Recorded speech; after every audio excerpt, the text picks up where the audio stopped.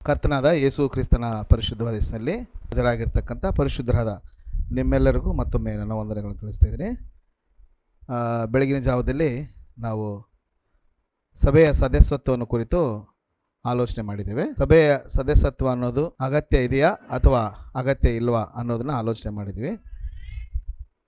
ಬೆಳಿಗ್ಗೆ ಕೇಳಿದ ಪಾಠದಲ್ಲಿ ಅಗತ್ಯ ಇದೆಯಾ ಅಗತ್ಯ ಇಲ್ವಾ? ಅಗತ್ಯ ಇದೆ. ಈ ಸಮಯದಲ್ಲಿ ದೇವರು ಮನುಷ್ಯರನ್ನು ಬಯಸುತ್ತಿರುವ ಸಂಗತಿಗಳು ಅಥವಾ ವಿಷಯಗಳು, ದೇವರು ಮನುಷ್ಯರನ್ನು ಬಯಸುತ್ತಿರುವಂಥ ಸಂಗತಿಗಳು ಅಂದರೆ ಮನುಷ್ಯರಿಂದ ದೇವರು ಏನು ಬಯಸ್ತಾ ಇದ್ದಾನೆ, ಮನುಷ್ಯರಿಂದ ದೇವರು ಏನು ಎಕ್ಸ್ಪೆಕ್ಟ್ ಮಾಡ್ತಾ ಇದ್ದಾನೆ, ಮನುಷ್ಯರು ಏನು ಮಾಡಬೇಕೆಂಬುದಾಗಿ ದೇವರು ಬಯಸ್ತಾ ಇದ್ದಾನೆ ಅನ್ನೋದನ್ನು ಈ ಒಂದು ತರಗತಿಯಲ್ಲಿ ನಾವು ಆಲೋಚನೆ ಮಾಡೋಣ. ದೇವರು ಬಯಸಿದಂಥ ವಿಷಯಗಳಿಗೆ ಅನುಸಾರವಾಗಿ, ದೇವರು ಬಯಸ್ತಾ ಇರತಕ್ಕಂಥ ಸಂಗತಿಗಳಿಗೆ ಅನುಗುಣವಾಗಿ ನಾವು ಇದೀವಾ ಅಥವಾ ಇಲ್ವಾ ಅನ್ನೋದನ್ನ ನಾವು ಆಲೋಚನೆ ಮಾಡಿಕೊಳ್ಳೋಣ. ದೇವರು ಮನುಷ್ಯರಿಂದ ಕೆಲವು ವಿಷಯಗಳನ್ನು ಎಕ್ಸ್ಪೆಕ್ಟ್ ಮಾಡ್ತಾನೆ, ಅಂದರೆ ನಿರೀಕ್ಷಿಸ್ತಾನೆ ಇವರು ಈ ರೀತಿಯಾಗಿ ಇರಬೇಕೆಂಬುದಾಗಿ. ಆ ಸಂಗತಿಗಳು ಏನು ಅನ್ನೋದನ್ನ ನಾವು ಈ ಸಮಯದಲ್ಲಿ ಆಲೋಚನೆ ಮಾಡೋಣ. ಮೊದಲನೇದಾಗಿ ದೇವರು ಮನುಷ್ಯರಿಂದ ಬಯಸ್ತಾ ಇರತಕ್ಕಂಥ ಮೊದಲನೇ ಸಂಗತಿ ಏನಂದರೆ ಸತ್ಯವನ್ನು ಅವಲಂಬಿಸಿ. ಎಲ್ಲ ಮನುಷ್ಯರು ಸತ್ಯವನ್ನು ಅವಲಂಬಿಸಿ ಸತ್ಯವನ್ನು ಪ್ರೀತಿಸಿ ನಡೆಯಬೇಕು ಎಂಬುದಾಗಿ ದೇವರು ಬಯಸ್ತಾ ಇದ್ದಾನೆ. ಅಂದರೆ ಮನುಷ್ಯರು ಸುಳ್ಳನ್ನು ಅವಲಂಬಿಸಿ ಸುಳ್ಳಿನಲ್ಲಿ ಜೀವನ ಮಾಡಬಾರ್ದು, ಸುಳ್ಳನ್ನು ಪ್ರೀತಿ ಮಾಡಬಾರ್ದು, ಸುಳ್ಳನ್ನು ಬಯಸಬಾರ್ದು, ಸುಳ್ಳಿನಲ್ಲಿ ನಡೆಯದೆ ಸತ್ಯವನ್ನು ಅವಲಂಬಿಸಿ ಸತ್ಯವನ್ನು ಪ್ರೀತಿಸಿ ಮನುಷ್ಯರು ನಡೆಯಬೇಕೆಂಬುದಾಗಿ ಪರಲೋಕದಲ್ಲಿರುವ ದೇವರು ಅಪೇಕ್ಷೆ ಪಡ್ತಾ ಇದ್ದಾರೆ. ಇದು ದೇವರ ಬಯಕೆ ಅಥವಾ ದೇವರ ಕೋರಿಕೆ. ನಮ್ಮಿಂದ ದೇವರು ಎಕ್ಸ್ಪೆಕ್ಟ್ ಮಾಡ್ತಾ ಇರೋದು ಏನಂತ ಹೇಳಿದ್ರೆ, ಎಲ್ಲ ಮನುಷ್ಯರು ಸುಳ್ಳನ್ನು ತ್ಯಜಿಸಿ ಸತ್ಯವನ್ನು ಅವಲಂಬಿಸಿ ಸತ್ಯವನ್ನು ಪ್ರೀತಿಸುತ್ತಾ ನಡೀಬೇಕನ್ನೋದು ದೇವರ ಅಪೇಕ್ಷೆ ಆಗಿದೆ. ಸುಳ್ಳಿಗೆ ದೂರ ಇರಬೇಕು, ಸುಳ್ಳನ್ನು ತ್ಯಜಿಸಬೇಕು, ಸುಳ್ಳನ್ನು ನಂಬುವವರಾಗಿರಬಾರ್ದು, ಸುಳ್ಳನ್ನು ಪ್ರೀತಿಸುವವರಾಗಿರಬಾರ್ದು. ಆದ್ದರಿಂದ ದೇವರು ಮನುಷ್ಯರು ಸತ್ಯದಲ್ಲಿ ಬದುಕಬೇಕು, ಸತ್ಯವನ್ನು ಕೇಳಿ ಸತ್ಯವನ್ನು ಅವಲಂಬಿಸಿ, ಅಂದರೆ ಸತ್ಯದಲ್ಲಿ ಪ್ರತಿಷ್ಠೆ ಮಾಡಲ್ಪಟ್ಟು ಸತ್ಯದಲ್ಲಿ ಅವಲಂಬಿತರಾಗಿರೋದು ಮಾತ್ರವಲ್ಲದೆ ಸತ್ಯವನ್ನು ಪ್ರೀತಿಸುವವರಾಗಿ ನಡೀಬೇಕು, ಸತ್ಯವನ್ನು ಪ್ರೀತಿಸುವವರಾಗಿ. ಇದು ದೇವರು ಮನುಷ್ಯರಿಂದ ಬಯಸ್ತಾ ಇರತಕ್ಕಂಥ ಮೊದಲನೇ ಸಂಗತಿಯಾಗಿದೆ. ಥೆಸಲೋನಿಕದವ್ರಿಗೆ ಬರೆದ 2ನೇ ಪತ್ರಿಕೆ 2ನೇ ಅಧ್ಯಾಯ 10-12 ವಚನದಲ್ಲಿ ಅಪೊಸ್ತಲನಾದ ಪೌಲನು ಥೆಸಲೋನಿಕದಲ್ಲಿರ್ತಕ್ಕಂಥ ಸಭೆಯನ್ನು ಕುರಿತು ಈ ರೀತಿಯಾಗಿ ಮಾತನಾಡ್ತಾನೆ. ಥೆಸಲೋನಿಕದವ್ರಿಗೆ ಬರೆದ ಪತ್ರಿಕೆ 2ನೇ ಅಧ್ಯಾಯ 2ನೇ ಥೆಸಲೋನಿಕ 2ನೇ ಅಧ್ಯಾಯ 10-12 ವಚನ ಭಾಗದಲ್ಲಿ ಇಲ್ಲಿ ಈ 10, 11, 12 ವಚನಗಳಲ್ಲಿ 3 ವಿಚಾರಗಳನ್ನು ತಿಳಿಸ್ತಾನೆ. ಮೊದಲನೇದೇನೆಂದರೆ ಸತ್ಯದ ಮೇಲೆ ಪ್ರೀತಿಯನ್ನು ಇಡದವರು ರಕ್ಷಣೆ ಹೊಂದದೆ ನಾಶವಾಗುತ್ತಾರೆ. 2ನೇ ಥೆಸಲೋನಿಕ ಈ ಭಾಗದಲ್ಲಿ 3 ವಿಚಾರಗಳನ್ನು ಹೇಳ್ತಾನೆ. ಏನಪ್ಪ ಅಂತ ಹೇಳಿದ್ರೆ, ಸತ್ಯದ ಮೇಲೆ ಪ್ರೀತಿಯನ್ನು ಇಡದವರು ರಕ್ಷಣೆ ಹೊಂದದೆ ಆ ವಚನದಲ್ಲಿ ಆ ಮಾತಿರುತ್ತೆ. ಅಂದರೆ ಸತ್ಯದ ಮೇಲೆ ಪ್ರೀತಿಯನ್ನು ಇಡದವರು, ಸತ್ಯವನ್ನು ಪ್ರೀತಿಸದವರು ರಕ್ಷಣೆ ಹೊಂದದೆ ನಾಶ ಆಗ್ತಾರಂತೆ. ಸತ್ಯದ ಮೇಲೆ ಪ್ರೀತಿಯನ್ನು ಹಿಡಿದವರು. ಜನರು ಸುಳ್ಳನ್ನು ಪ್ರೀತಿಸಲು ಸ್ಟಾರ್ಟ್ ಮಾಡಿದ್ರೆ ಸತ್ಯವನ್ನು ದ್ವೇಷಿಸ್ಲಿಕ್ಕೆ ಸ್ಟಾರ್ಟ್ ಮಾಡ್ತಾರೆ. ಸುಳ್ಳನ್ನು ಪ್ರೀತಿಸಲಿಕ್ಕೆ ಪ್ರಾರಂಭಿಸಿದಂಥ ಜನರು ಅಟ್ ದ ಸೇಮ್ ಟೈಮ್ ಏನು ಮಾಡ್ತಾರೆ ಅಂದರೆ ಸತ್ಯವನ್ನು ವಿರೋಧ ಮಾಡ್ತಾರೆ, ಸತ್ಯವನ್ನು ದ್ವೇಷ ಮಾಡ್ತಾರೆ. ಅದಕ್ಕೆ ಪೌಲನು ಈ ಭಾಗದಲ್ಲಿ ಹೇಳ್ತಾನೆ ಅಂದರೆ ಸತ್ಯದ ಮೇಲೆ ಪ್ರೀತಿಯನ್ನು ಇಡದವರು ರಕ್ಷಣೆ ಹೊಂದಿದೆ ಏನಾಗ್ತಾರೆ? ನಾಶ ಆಗ್ತಾರೆ. 2ನೇ ಸಂಗತಿಯಲ್ಲಿ ಏನು ತಿಳಿಸ್ತಾನೆ ಅಂತ ಹೇಳಿದ್ರೆ, ಸತ್ಯವನ್ನು ನಂಬದೇ ಹೋಗುವವರಿಗೆ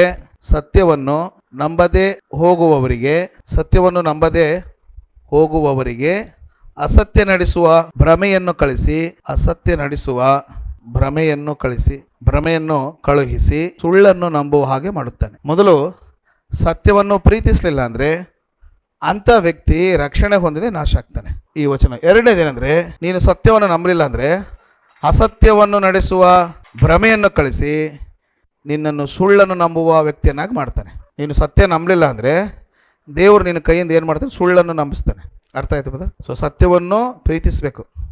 ಸತ್ಯವನ್ನು ಹೇಳಿದ್ರು ಜನರು ಏನು ಮಾಡಲ್ಲ? ನಂಬಲ್ಲ. ಕೆಲವರು ಎಷ್ಟು ಹೇಳಿದ್ರು ಕೂಡ ಏನು ಮಾಡಲ್ಲ? ನಂಬಲ್ಲ. ಅವ್ರಿಗೆ ಏನು ಮಾಡ್ತಾನೆ ಅಂದರೆ, ಅಂಥವ್ರಿಗೆ ಎಷ್ಟು ಹೇಳಿದ್ರು ಸತ್ಯ ನಂಬಲ್ಲ ಅಂದರೆ ಅಸತ್ಯ ನಡೆಸುವ ಭ್ರಮೆ, ಸುಳ್ಳಿನ ಆತ್ಮವನ್ನು ಕಳಿಸಿ ಆ ಸುಳ್ಳನ್ನು ನಂಬುವ ಹಾಗೆ ಮಾಡ್ತಾನೆ. ಆದ್ದರಿಂದ ನೀನು ಸತ್ಯ ನಂಬಿ ಆಶೀರ್ವಾದ ಹೊಂತೀಯ, ಸುಳ್ಳನ್ನು ನಂಬಿ ನಾಶ ಆಗ್ತೀಯೋ? ಯಾರ ಕೈಲಿದೆ? 2 ಇದೆ, ದೇವ್ರ ಕೈಯಲ್ಲಿ. ನೀನು ಸತ್ಯ ನಂಬಿದರೆ, ಪ್ರಕಟಿಸಲ್ಪಟ್ಟಂತೆ ನಂಬಿದರೆ ಓಕೆ, ದೇವ್ರು ನೀನು ಏನು ಮಾಡ್ತಾನೆ? ಆಶೀರ್ವದಿಸ್ತಾನೆ. ಇಲ್ಲ ನೀನು ಎಷ್ಟು ಸತ್ಯ ಹೇಳಿದ್ರು ನನಗೆ ಬೇಡ ಅಂತ ಹೇಳಿದ್ರೆ ಅಸತ್ಯ ನಡೆಸುವ ಭ್ರಮೆಯನ್ನು ಕಳಿಸಿ ಸುಳ್ಳನ್ನು ನಂಬುವ ಹಾಗೆ ಮಾಡ್ತಾನೆ. ಎಷ್ಟು ಭಯಂಕರ ನೋಡ್ರಿ.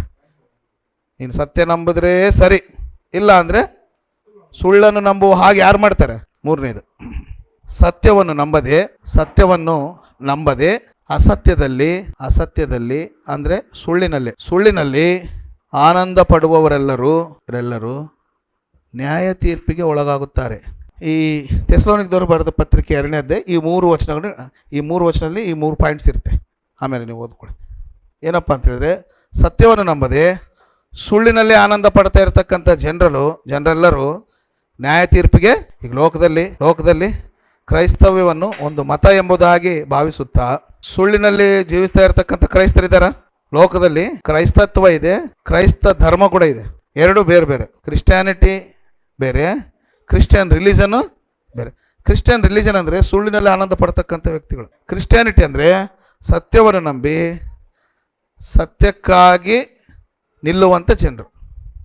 ಆದ್ದರಿಂದ ಈ ಲೋಕದಲ್ಲಿ ಸತ್ಯವನ್ನು ನಂಬದೆ ಅಸತ್ಯ ಅಥವಾ ಸುಳ್ಳಿನಲ್ಲಿ ಆನಂದ ಪಡುವವರೆಲ್ಲರೂ ನ್ಯಾಯ ತೀರ್ಪಿಗೆ ಒಳಗಾಗುತ್ತಾರೆ. ಈ ವಚನಗಳಲ್ಲಿ ಸತ್ಯದ ಪ್ರಾಮುಖ್ಯತೆಯನ್ನು ಅಪೊಸ್ತಲನಾದ ಪೌಲನು ಹೇಳ್ತಾನೆ. ನೀನು ಸತ್ಯ ನಂಬಿದ್ರೆ ಸರಿ, ದೇವರಿಂದ ಆಶೀರ್ವದಿಸಲ್ಪಡ್ತೆ.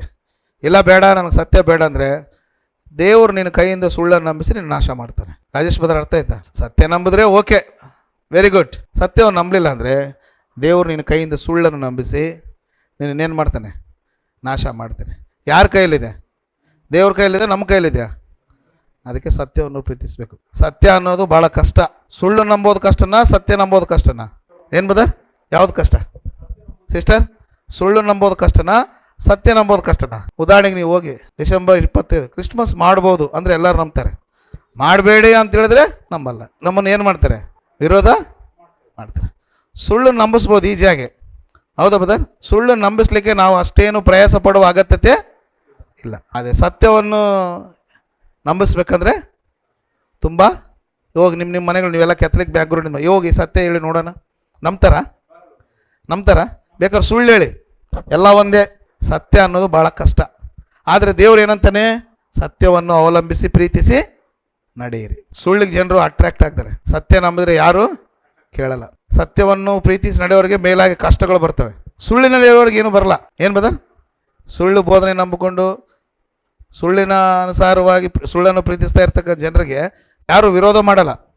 ಮಾಡ್ತಾರ ಬದರ್? ವಿರೋಧ ಮಾಡಲ್ಲ, ಕಷ್ಟಗಳು ಬರಲ್ಲ. ಸತ್ಯವನ್ನು ಕೈಗೆತ್ತಿಕೊಂಡು ಇದು ಸತ್ಯ, ದೇವ್ರು ಹೇಳಿದಾರೆ ಅಂತ ನೀವು ನಡೀರಿ ನೋಡೋಣ, ಎಲ್ಲರೂ ನಿಮ್ಮ ದಾರಿಗೆ ಕಲ್ಲು ಮುಳ್ಳು ಹಾಕ್ತಾರೆ. ಹೂವು ಹಾಕಲ್ಲ. ಏನಾಗ್ತಾರೆ ಬದರ್? ನಡಿಯಪ್ಪ ಮಗನ ಹೆಂಗೆ ನಡೀತೀನಿ ನೋಡೋಣ ಅಂತೇಳಿ ಗಾಜಿನ ಚೂರುಗಳು ಹಾಕ್ತಾರೆ, ಕಲ್ಲು ಹಾಕ್ತಾರೆ, ಮುಳ್ಳು ಹಾಕ್ತಾರೆ. ಸತ್ಯದ ಮಾರ್ಗನೇ ಆ ರೀತಿಯಾಗಿ ಇರುತ್ತೆ. ಆದರೆ ದೇವ್ರು ಏನು ಬಯಸ್ತಾನೆ ಅಂದರೆ ಮಾನವರಿಂದ ಎಲ್ಲ ಮನುಷ್ಯರು ಸತ್ಯವನ್ನು ಪ್ರೀತಿಸಿ ಅವಲಂಬಿಸಿ ನಡೆಯಬೇಕಂತೆ. ಹೌದಾ ಬದರ್? ಎಷ್ಟೇ ಕಷ್ಟ ಇರಲಿ ಸತ್ಯವನ್ನು ಅನುಸರಿಸಿ ನಡೆಯುವವ್ರನ್ನ ದೇವರು ರಕ್ಷಿಸ್ತಾನೆ. ಸತ್ಯವನ್ನು ಅನುಸರಿಸಿ ನಡೆಯುವವರಿಗೆ ದೇವರು ಪ್ರೀತಿ ಉಂಟು. ಸತ್ಯವನ್ನು ಅನುಸರಿಸಿ ನಡೆಯುವವರಿಗೆ ದೇವರ ಕೃಪೆ ಉಂಟು. ಸತ್ಯವನ್ನು ಅನುಸರಿಸಿ ನಡೆಯುವವರ ಮೇಲೆ ದೇವರ ಅಪಾರವಾದ ಕರುಣೆ ಇರುತ್ತೆ.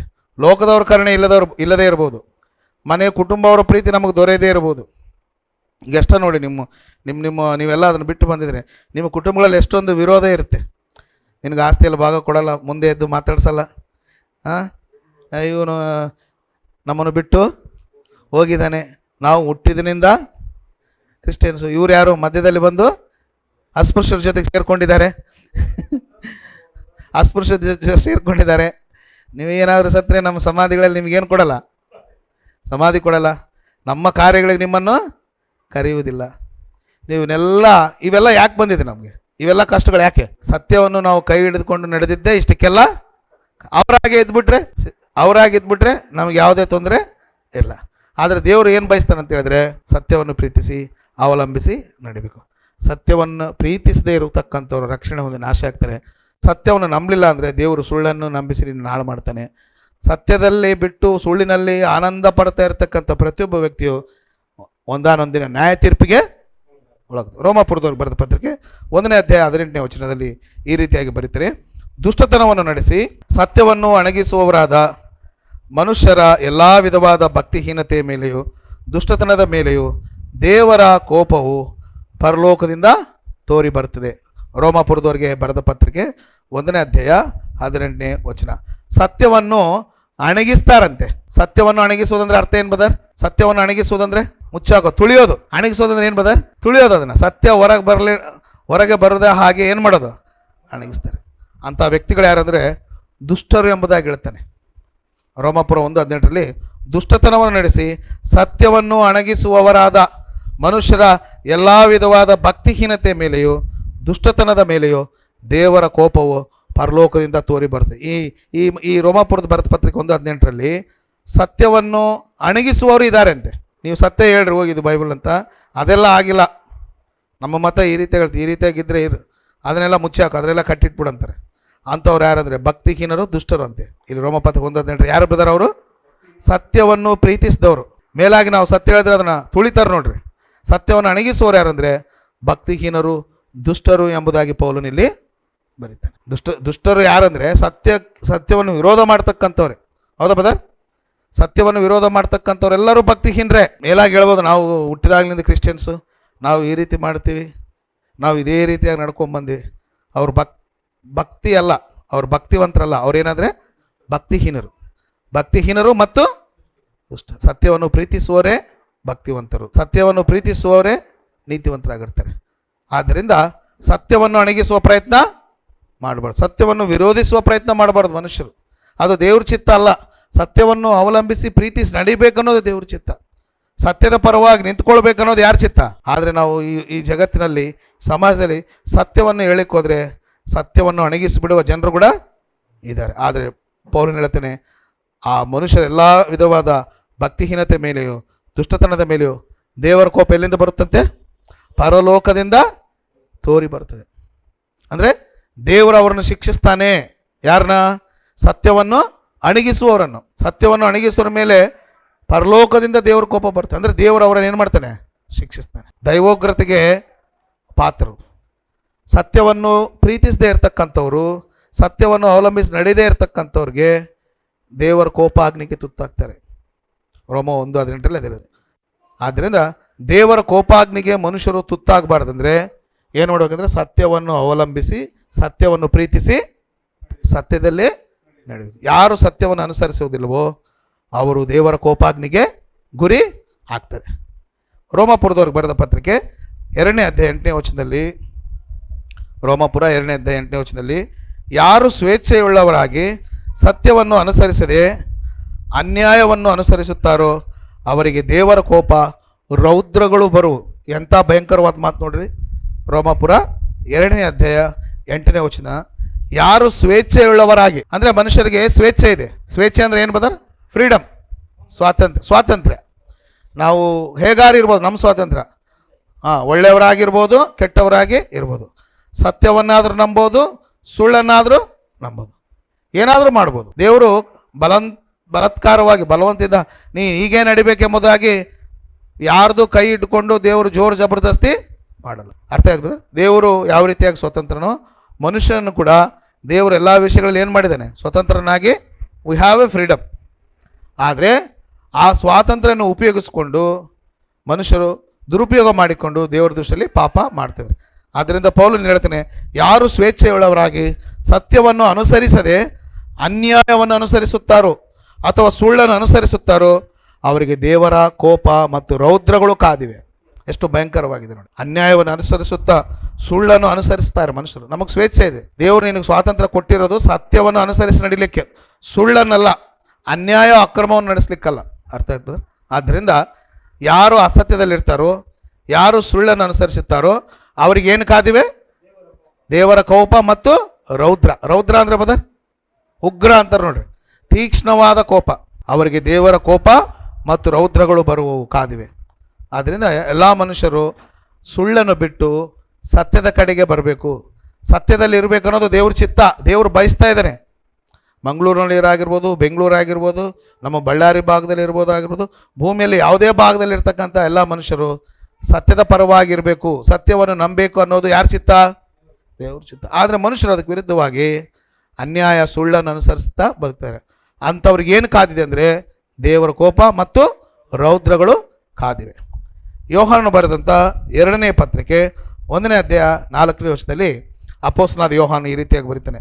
2ನೇ ಯೋಹಾನ 1ನೇ ಅಧ್ಯಾಯ 4ನೇ ವಚನ. ನಿನ್ನ ಅಂದರೆ ಸಭೆ, ನಿನ್ನ ಸಭೆಯ ಕೆಲವರು ತಂದೆಯಿಂದ ನಮಗುಂಟಾದ ಆಜ್ಞಾನುಸಾರ ಸತ್ಯವಂತರಾಗಿ ನಡೆದನ್ನು ಕಂಡು ಬಹಳ ಸಂತೋಷವುಳ್ಳವನಾದನು.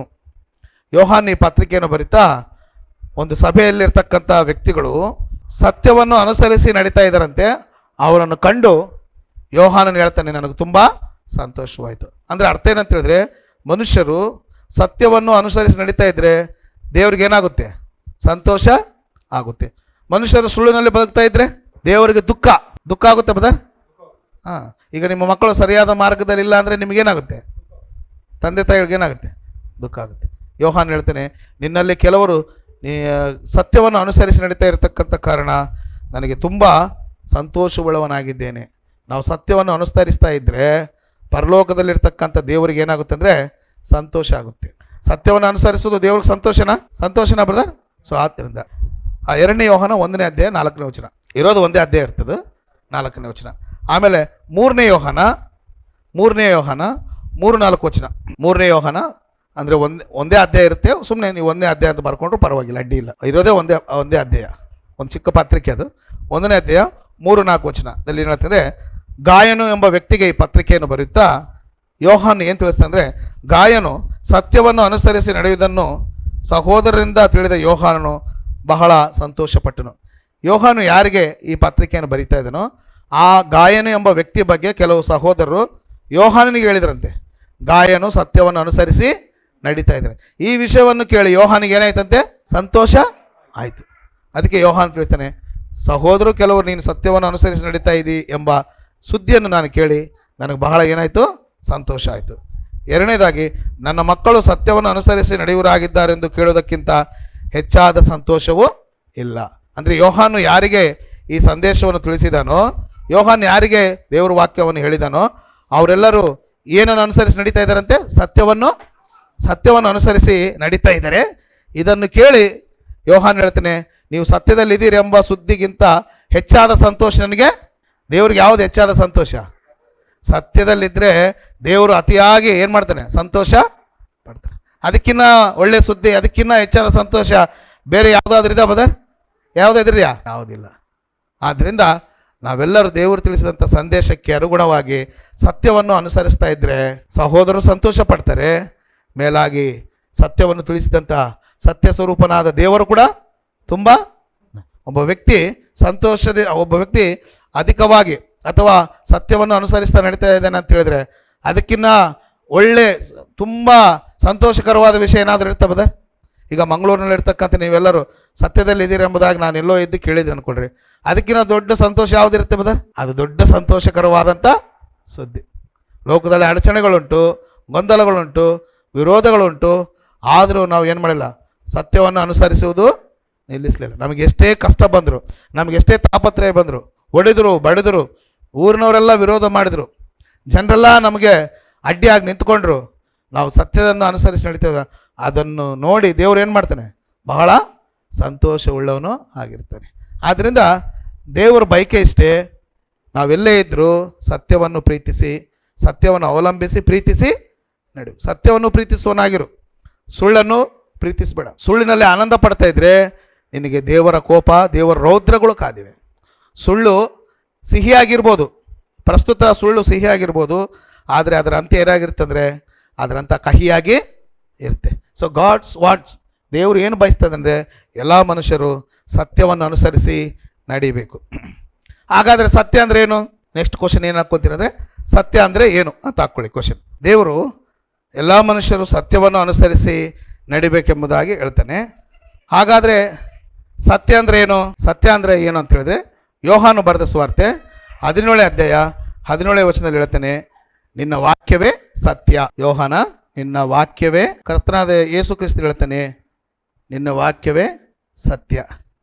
ಕೀರ್ತನೆಗಳು 119ನೇ ಕೀರ್ತನೆ 160ನೇ ವಚನ ಹೇಳುತ್ತೆ, ನಿನ್ನ ವಾಕ್ಯ ಸಾರಾಂಶವೇ ಸತ್ಯ. ನಿನ್ನ ವಾಕ್ಯ ಸಾರಾಂಶವೇ ಸತ್ಯ. ಸತ್ಯ ಅಂದರೆ ದೇವ್ರ ವಾಕ್ಯನೇ, ಮತ್ತೇನು ಇಲ್ಲ. ದೇವರ ಸಂದೇಶವೆಲ್ಲವೂ, ದೇವರ ವಾಕ್ಯವೆಲ್ಲವೂ ಏನಾಗಿದೆ ಅಂದರೆ ಸತ್ಯವಾಗಿದೆ. ಆಮೇಲೆ ಬೈಬಲ್ನಲ್ಲಿ ದೇವರ ವಾಕ್ಯ ಸಾರಾಂಶವೇ ಸತ್ಯ. ಸಾರಾಂಶ, the summary of the word of god, ದೇವರ ವಾಕ್ಯದ ಸಾರಾಂಶವೆಲ್ಲವೂ ಸತ್ಯ. ಆಮೇಲೆ ಯೇಸು ಕ್ರಿಸ್ತನು ಹೇಳಿದ್ದಾನೆ, ಯೋಹಾನ 14:6 ಹೇಳ್ತಾನೆ, ನಾನೇ ಸತ್ಯವೂ ಆಗಿದ್ದೇನೆ, ನಾನೇ ಸತ್ಯವೂ ಆಗಿದ್ದೇನೆ. ಅಂದರೆ ದೇವರ ವಾಕ್ಯ ಸತ್ಯ, ಯೇಸು ಕ್ರಿಸ್ತನು ಸತ್ಯ. ಯೇಸು ಕ್ರಿಸ್ತನು ಸತ್ಯಕ್ಕಾಗಿ ಸಾಕ್ಷಿ ಕೊಡುವುದಕ್ಕಾಗಿ ಬಂದ.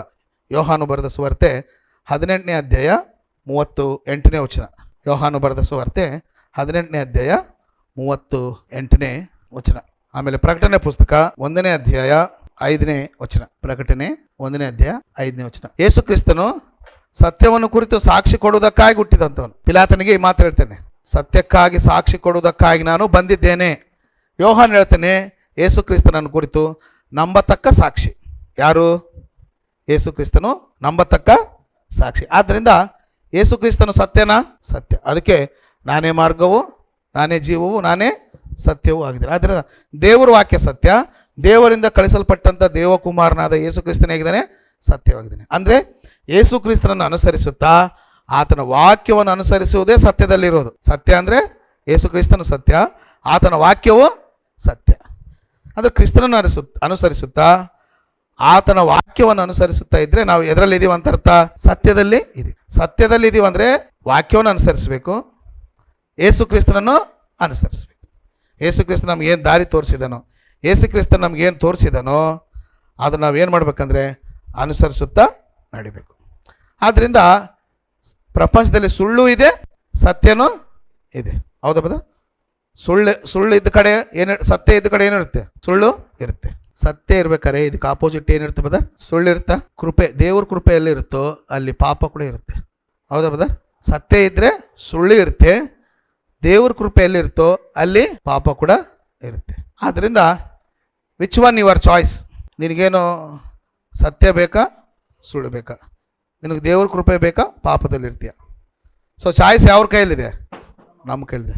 ನೀನು ಸತ್ಯವನ್ನು ನಂಬಿದರೆ, ಸತ್ಯವನ್ನು ನಂಬಿ ಸತ್ಯವನ್ನು ಅನುಸರಿಸಿ ಈ ಲೋಕದಲ್ಲಿ ಅನುಸರಿಸ್ತಾ ಇದ್ದರೆ ದೇವರು ನೀನು ಏನು ಮಾಡ್ತಾನೆ? ಆಶೀರ್ವದಿಸ್ತಾನೆ. ಒಂದು ವೇಳೆ ಬೇಡ, ಸತ್ಯ ಬೇಡ ಅಂತ ಹೇಳಿದ್ರೆ ದೇವರು ನಿನ್ನ ಕೈಯಿಂದ ಸುಳ್ಳನ್ನು ನಂಬಿಸಿ ನಿನ್ನನ್ನು ನಾಶ ಮಾಡ್ತಾನೆ. ಏನು, ಸತ್ಯ ನಂಬಿ ಆಶೀರ್ವಾದ ಹೊಂದೋದು ಬೆಟರಾ, ಸುಳ್ಳನ್ನು ನಂಬಿ ನಾಶ ಆಗೋದು ಬೆಟರಾ? ಸತ್ಯವನ್ನು ನಂಬಿ ದೇವ್ರ ಕೃಪೆ ಹೊಂತೀಯ, ಸುಳ್ಳನ್ನು ನಂಬಿ ದೇವ್ರ ದಂಡನೆ ಹೊಂತೀಯ? ಯಾವುದು ಬೇಕು? ಆದರೆ ಕಷ್ಟ. ಲೋಕದಲ್ಲಿ ವಿರೋಧಗಳು ಬರ್ತವೆ, ಮನೆಯಿಂದ ಹೊರಗಾಗ್ತಾರೆ, ಯಾರು ನಮ್ಮನ್ನು ಸೇರಲ್ಲ. ಎಂಥ ಪರಿಸ್ಥಿತಿ ಬಂದರೂ ನಾವು ಸತ್ಯವನ್ನು ಅನುಸರಿಸಿ ನಡಿಬೇಕು ಅನ್ನೋದರ ದೇವ್ರ ಚಿತ್ತವಾಗಿದೆ. ಆದ್ದರಿಂದ ಈ ಮಾತು ಬಹಳ ಕಠಿಣ. ನಾವು ಸತ್ಯವನ್ನು ನಂಬಿದರೆ ಸರಿ. ದೇವ್ರು ಹೇಳ್ತಾನೆ, ಸತ್ಯವನ್ನು ನಂಬ್ರಿ, ನನ್ನ ಕೃಪೆಯನ್ನು ಹೊಂದಿರಿ, ನನ್ನ ಆಶೀರ್ವಾದವನ್ನು ಹೊಂದಿರಿ ಎಂಬುದಾಗಿ ದೇವ್ರು ಹೇಳ್ತಾನೆ. ಒಂದು ವೇಳೆ ಸತ್ಯದ ಬಗ್ಗೆ ನಿನಗೆ ಇಂಟ್ರೆಸ್ಟ್ ಇಲ್ಲ ಅಂದರೆ ದೇವರುಗಳು ಸುಳ್ಳನ್ನು ನಂಬಿಸಿ ನಿಮ್ಮನ್ನು ಏನು ಮಾಡ್ತಾನೆ? ನಾಶ ಮಾಡ್ತಾನೆ. ಇದಕ್ಕೊಂದು ಉದಾಹರಣೆ ಇದೆ.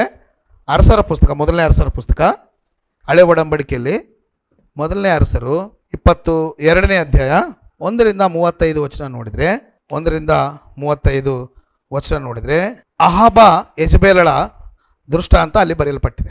ಅಹಾಬ ಮತ್ತು ಯೆಜಬೇಲ. ಅಹಾಬನು ಇಸ್ರಾಯೇಲಿನ ಅರಸನು. ಆತನ ಹೆಂಡತಿಯಾದಂಥ ಯೆಜಬೇಲಳು ವಿಗ್ರಹಾರಾಧನೆ ಬ್ಯಾಕ್ಗ್ರೌಂಡಿಂದ ಬಂದಂಥವಳು. ಹೌದಪ್ಪ? ಗೊತ್ತಿದೆ ನಿಮಗೆ? ಈತನೇನೋ ಯಹೂದ್ಯನು. ಯಾರು? ಅಹಾಬ. ಹೆಂಡತಿ ಯಾರು? ಆಕೆ ವಿಗ್ರಹಾರಾಧನೆ ಕುಟುಂಬದಿಂದ. ದೇವರು ಮೊದಲೇ ತಿಳಿಸಿದ್ದಾನೆ, ಅನ್ಯರನ್ನು ಮದುವೆ ಏನಾಗ್ತವೆ? ಸಮಸ್ಯೆಗಳು ಬರ್ತವೆ. ಹೌದಾ ಬದ? ನೀವು ಮಾಡ್ಕೋಬೇಡಿ, ಅನ್ಯ ಜನರು ವಿವಾಹ ಮಾಡ್ಕೋಬೇಡಿ, ಅವ್ರ ಹತ್ರ ಮದುವೆ ಮಾಡ್ಕೋಬೇಡಿ, ಮದುವೆ ಕೊಡಬೇಡಿ ಅಂತೇಳಿ ದೇವರು ಸ್ಟ್ರಿಕ್ಟಾಗಿ ಧರ್ಮಶಾಸ್ತ್ರದಲ್ಲಿ ಹೇಳಿದ್ದಾನೆ. ಆದರೆ ಈ ಅರಸನು ದೇವರ ಆಜ್ಞೆಯನ್ನು ಉಲ್ಲಂಘಿಸಿ ವಿಗ್ರಹಾರಾಧನೆ ಕುಟುಂಬದಿಂದ ಬಂದಿರತಕ್ಕಂಥ ಯೆಜಬೇಲನ್ನು ಏನು ಮಾಡ್ತಾನೆ? ಮದುವೆ ಆಗ್ತಾನೆ. ಆಕೆ ತನ್ನ ದೇಶಕ್ಕೆ, ತನ್ನ ಗಂಡನ ಮನೆಗೆ ಬರಬೇಕಾದ್ರೆ 400 ಜನಕ್ಕಿಂತಲೂ ಹೆಚ್ಚಿನ ಪೂಜಾರಿಗಳು, ಆ ಬಾಳ್ ದೇವತೆಯ ಪೂಜಾರಿಗಳನ್ನು ಏನು ಮಾಡಿದ್ರು? ತನ್ನ ದೇಶಕ್ಕೆ ಕರ್ಕೊಂಬಂದ್ಲು. ಯೆಹೋವನನ್ನು ಪಕ್ಕಕ್ಕಿಡುವಂಥ ಕೆಲಸ ಮಾಡಿದ್ರು. ಈ ಅಹಾಬನು ಯೆಜಬೇಲ್ ಏನು ಮಾಡಿದ್ರೆ ಇಡೀ ಇಸ್ರಾಯೇಲ್ ದೇಶವನ್ನು ವಿಗ್ರಹಾರಾಧಿಕರ ದೇಶವನ್ನಾಗಿ ಬದಲಾವಣೆ ಮಾಡಿದ್ರು. ಯಾರು ಇನ್ಫ್ಲೂಯೆನ್ಸ್ ಹೇಳ್ರಿ? ಇನ್ಫ್ಲೂಯೆನ್ಸ್ ಯಾರ್ದು ಹೇಳ್ರಿ? ಯೆಜಬೇಲದೇ ಇನ್ಫ್ಲೂಯೆನ್ಸ್.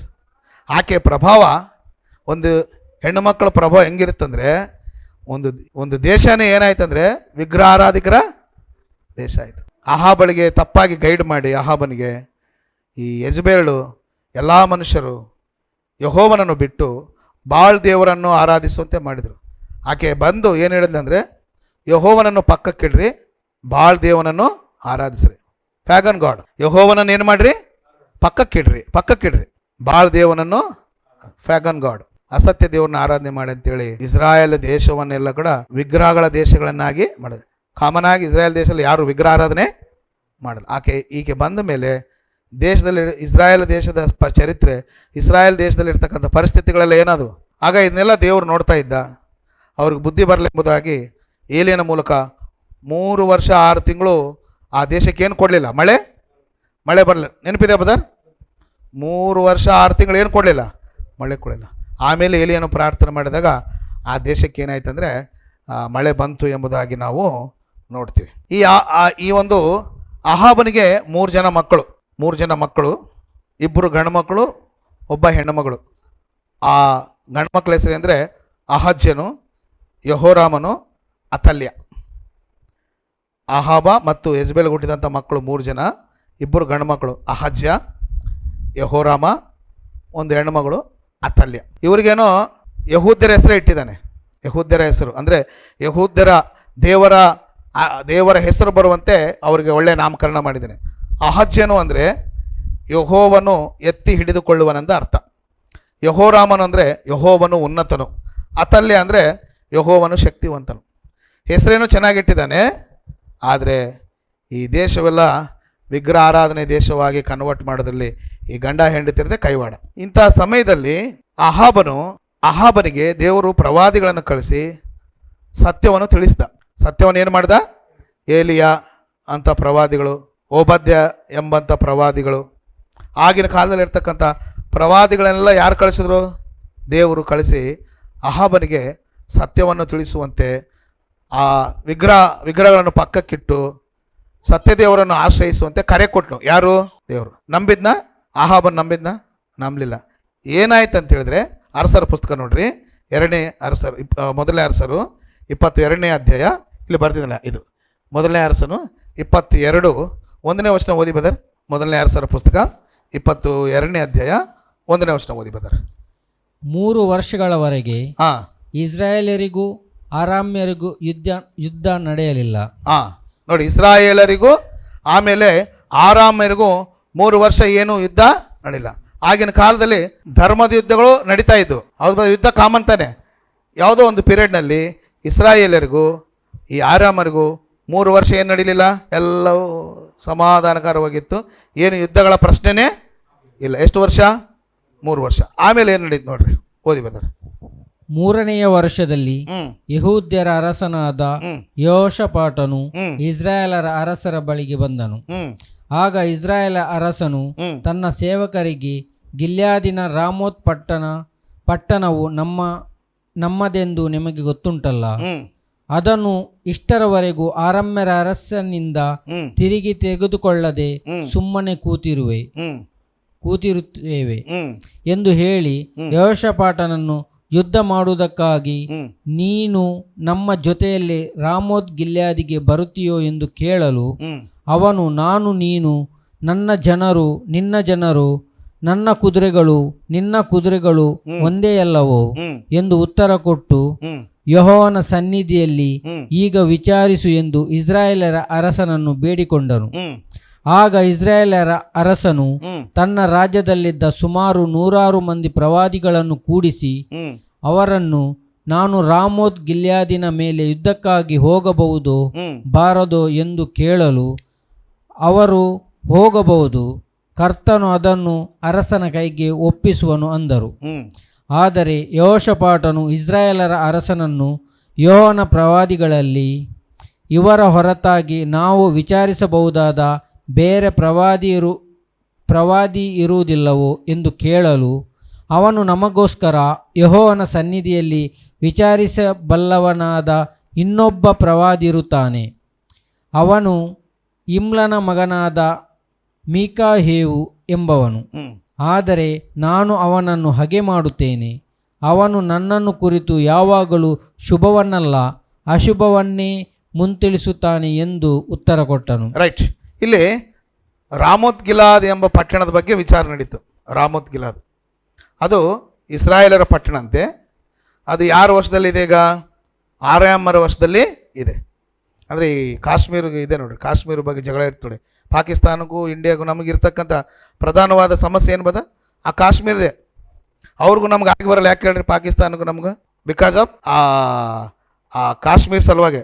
ಅವರು ನಮ್ಮದು ಅಂತ ಅವರು, ನಮ್ಮದು ಅಂತ ನಾವು. ಅದು ಬಗೆಹರಲಿಲ್ಲ ಇಲ್ಲಿವರೆಗೂ. ಸೇಮ್ ಇಂಥ ಸನ್ನಿವೇಶ ಈ ಪುಸ್ತಕದಲ್ಲಿ ನೋಡ್ತೀವಿ. ರಾಮೋತ್ ಗಿಲಾದ್ ಎಂಬ ಪಟ್ಟಣ ಆ್ಯಕ್ಚುಲಾಗಿ ಇಸ್ರಾಯೇಲ್ ದೇಶಕ್ಕೆ ಸಂಬಂಧಪಟ್ಟಿದ್ದು. ಆದರೆ ಅದನ್ನು ಯಾರು ವಶಪಡಿಸಿಕೊಂಡಿದ್ದಾರೆ? ಆರಾಮ್ಯರು ವಶಪಡಿಸಿಕೊಂಡಿದ್ದಾರೆ. ಈಗ ಈ ಅಹಾಬನು ಕೇಳ್ತಾನೆ, ನಮ್ಮ ಪಟ್ಟಣ ಅವ್ರ ವಶದಲ್ಲಿದೆ, ನಾವು ಯುದ್ಧ ಮಾಡಿ ಅದನ್ನೇನು ಮಾಡಬೇಕು? ನಮ್ಮ ಪಟ್ಟಣವನ್ನು ನಾವು ನಮ್ಮ ಸ್ವಾಧೀನಕ್ಕೆ ತೆಗೆದುಕೊಳ್ಬೇಕು. ಆ ಸಮಯದಲ್ಲಿ ಯೆಹೋಷಾಫಾಟನು, ಯಹೂದರ ಅರಸನಾದ ಯೆಹೋಷಾಫಾಟನು ಈ ಒಂದು ಅಹಾಬನನ್ನು ನೋಡ್ಲಿಕ್ಕೆ ಬಂದಿರ್ತಾನೆ. ಯಾರು ನೋಡಲಿಕ್ಕೆ? ಅಹಾಬನು. ಅವಾಗ ಎರಡು ರಾಜ್ಯ ಇದ್ದಳು, ಯಹೂದ ರಾಜ್ಯ, ಇಸ್ರಾಯೇಲ್ ರಾಜ್ಯ. ಇಸ್ರಾಯೇಲರಿಗೆ ಅರಸನ ಯಾರಂದರೆ ಅಹಾಬನು, ಯಹೂದಕ್ಕೆ ಅರಸನ ಯಾರಿದ್ದಂದರೆ ಯೆಹೋಷಾಫಾಟನಿದ್ದ. ಯೆಹೋಷಾಫಾಟನು ಈ ಯಾರು ಈ ಒಂದು ಅಹಾಬನನ್ನು ನೋಡಲು, ಆತನ ಯೋಗಕ್ಷೇಮವನ್ನು ವಿಚಾರಿಸಲು ಆತನ ರಾಜ್ಯಕ್ಕೆ ಬಂದಿರ್ತಾನೆ. ಈಗ ಈ ಪಾಯಿಂಟ್ ರೈಸ್ ಮಾಡಿದೆ. ಯಾವುದು? ಈ ರಾಮೋತ್ ಗಿಲಾದ್ ಸಿಟಿ ಇದೆಯಲ್ಲ, ಅದು ನಮ್ಮದು. ಬೇಕಂತ ಅವ್ರು ಯಾರು ವಶಪಡಿಸ್ಕೊಂಡಿದ್ದಾರೆ?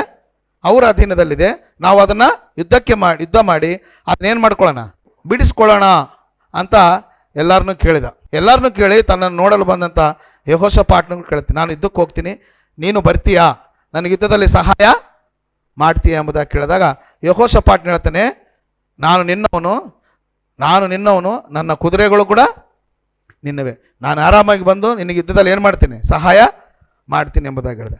ಆದರೆ ಯೆಹೋಷಾಫಾಟನು ಸ್ವಲ್ಪ ಭಕ್ತಿಯುಳ್ಳವನು. ಅರಸರ ಕಾಲಗಳಲ್ಲಿ, ಪೂರ್ವ ಕಾಲದಲ್ಲಿ ಭಕ್ತಿಯುಳ್ಳಂಥ ಅರಸರು ಯುದ್ಧಕ್ಕೆ ಹೋಗಬೇಕಾದ್ರೆ ದೇವರನ್ನು ವಿಚಾರಣೆ ಮಾಡ್ತಾಯಿದ್ರು. ಇದು ಅವರ ಅಭ್ಯಾಸ. ಭಕ್ತಿಹೀನರಂದರೆ ತುಂಬ ಹೋಗಿ ಯುದ್ಧಕ್ಕೆ ಹೋಗ್ತಾರೆ. ಆದರೆ ಭಕ್ತಿ ಇದ್ದವರು ಮಾಡ್ತಾ ಇರ್ತಕ್ಕಂಥ ಅಭ್ಯಾಸ ಏನಂದರೆ, ಅವರು ಯುದ್ಧಕ್ಕೆ ಹೋಗೋ ಮೊದಲು ಯಾರನ್ನು ವಿಚಾರಣೆ ಮಾಡ್ತಿದ್ರು? ಏನು ಮಾಡ್ತಿದ್ರು? ದೇವ್ರನ್ನ ವಿಚಾರಣೆ ಮಾಡಿಸಿದ್ರು. ಅಂದರೆ ಹೇಗಂದರೆ ಪ್ರವಾದಿಗಳನ್ನು ಕರೆಸ್ತಾ ಇದ್ರು. ಯೆಹೋವನ ಪ್ರವಾದಿಗಳನ್ನು ಕಳಿಸ್ಬಿಟ್ಟು, ನಾವು ಯುದ್ಧಕ್ಕೆ ಹೋಗ್ತೀವಿ, ಜಯಿಸ್ತೀವಾ? ನಮಗೆ ಜಯ ಸಿಗುತ್ತಾ? ದೇವರು ನಮಗೆ ಸಹಾಯ ಮಾಡ್ತಾನ? ಯುದ್ಧದಲ್ಲಿ ನಮಗೆ ಜಯ ಸಿಗುತ್ತಾ ಅನ್ನೋದನ್ನ ಏನು ಮಾಡ್ತಿದ್ರು? ಮೊದಲೇ ಏನು ಮಾಡ್ತಿದ್ರು? ವಿಚಾರಣೆ ಮಾಡಿ. ಯಾರು? ಭಕ್ತಿ ಇದ್ದಂಥವ್ರು. ಅಹಾಬನಿಗೆ ಭಕ್ತಿ ಇಲ್ಲ, ಯೆಹೋಷಾಫಾಟನಿಗೆ ಏನಿದೆ? ಭಕ್ತಿ ಇದೆ.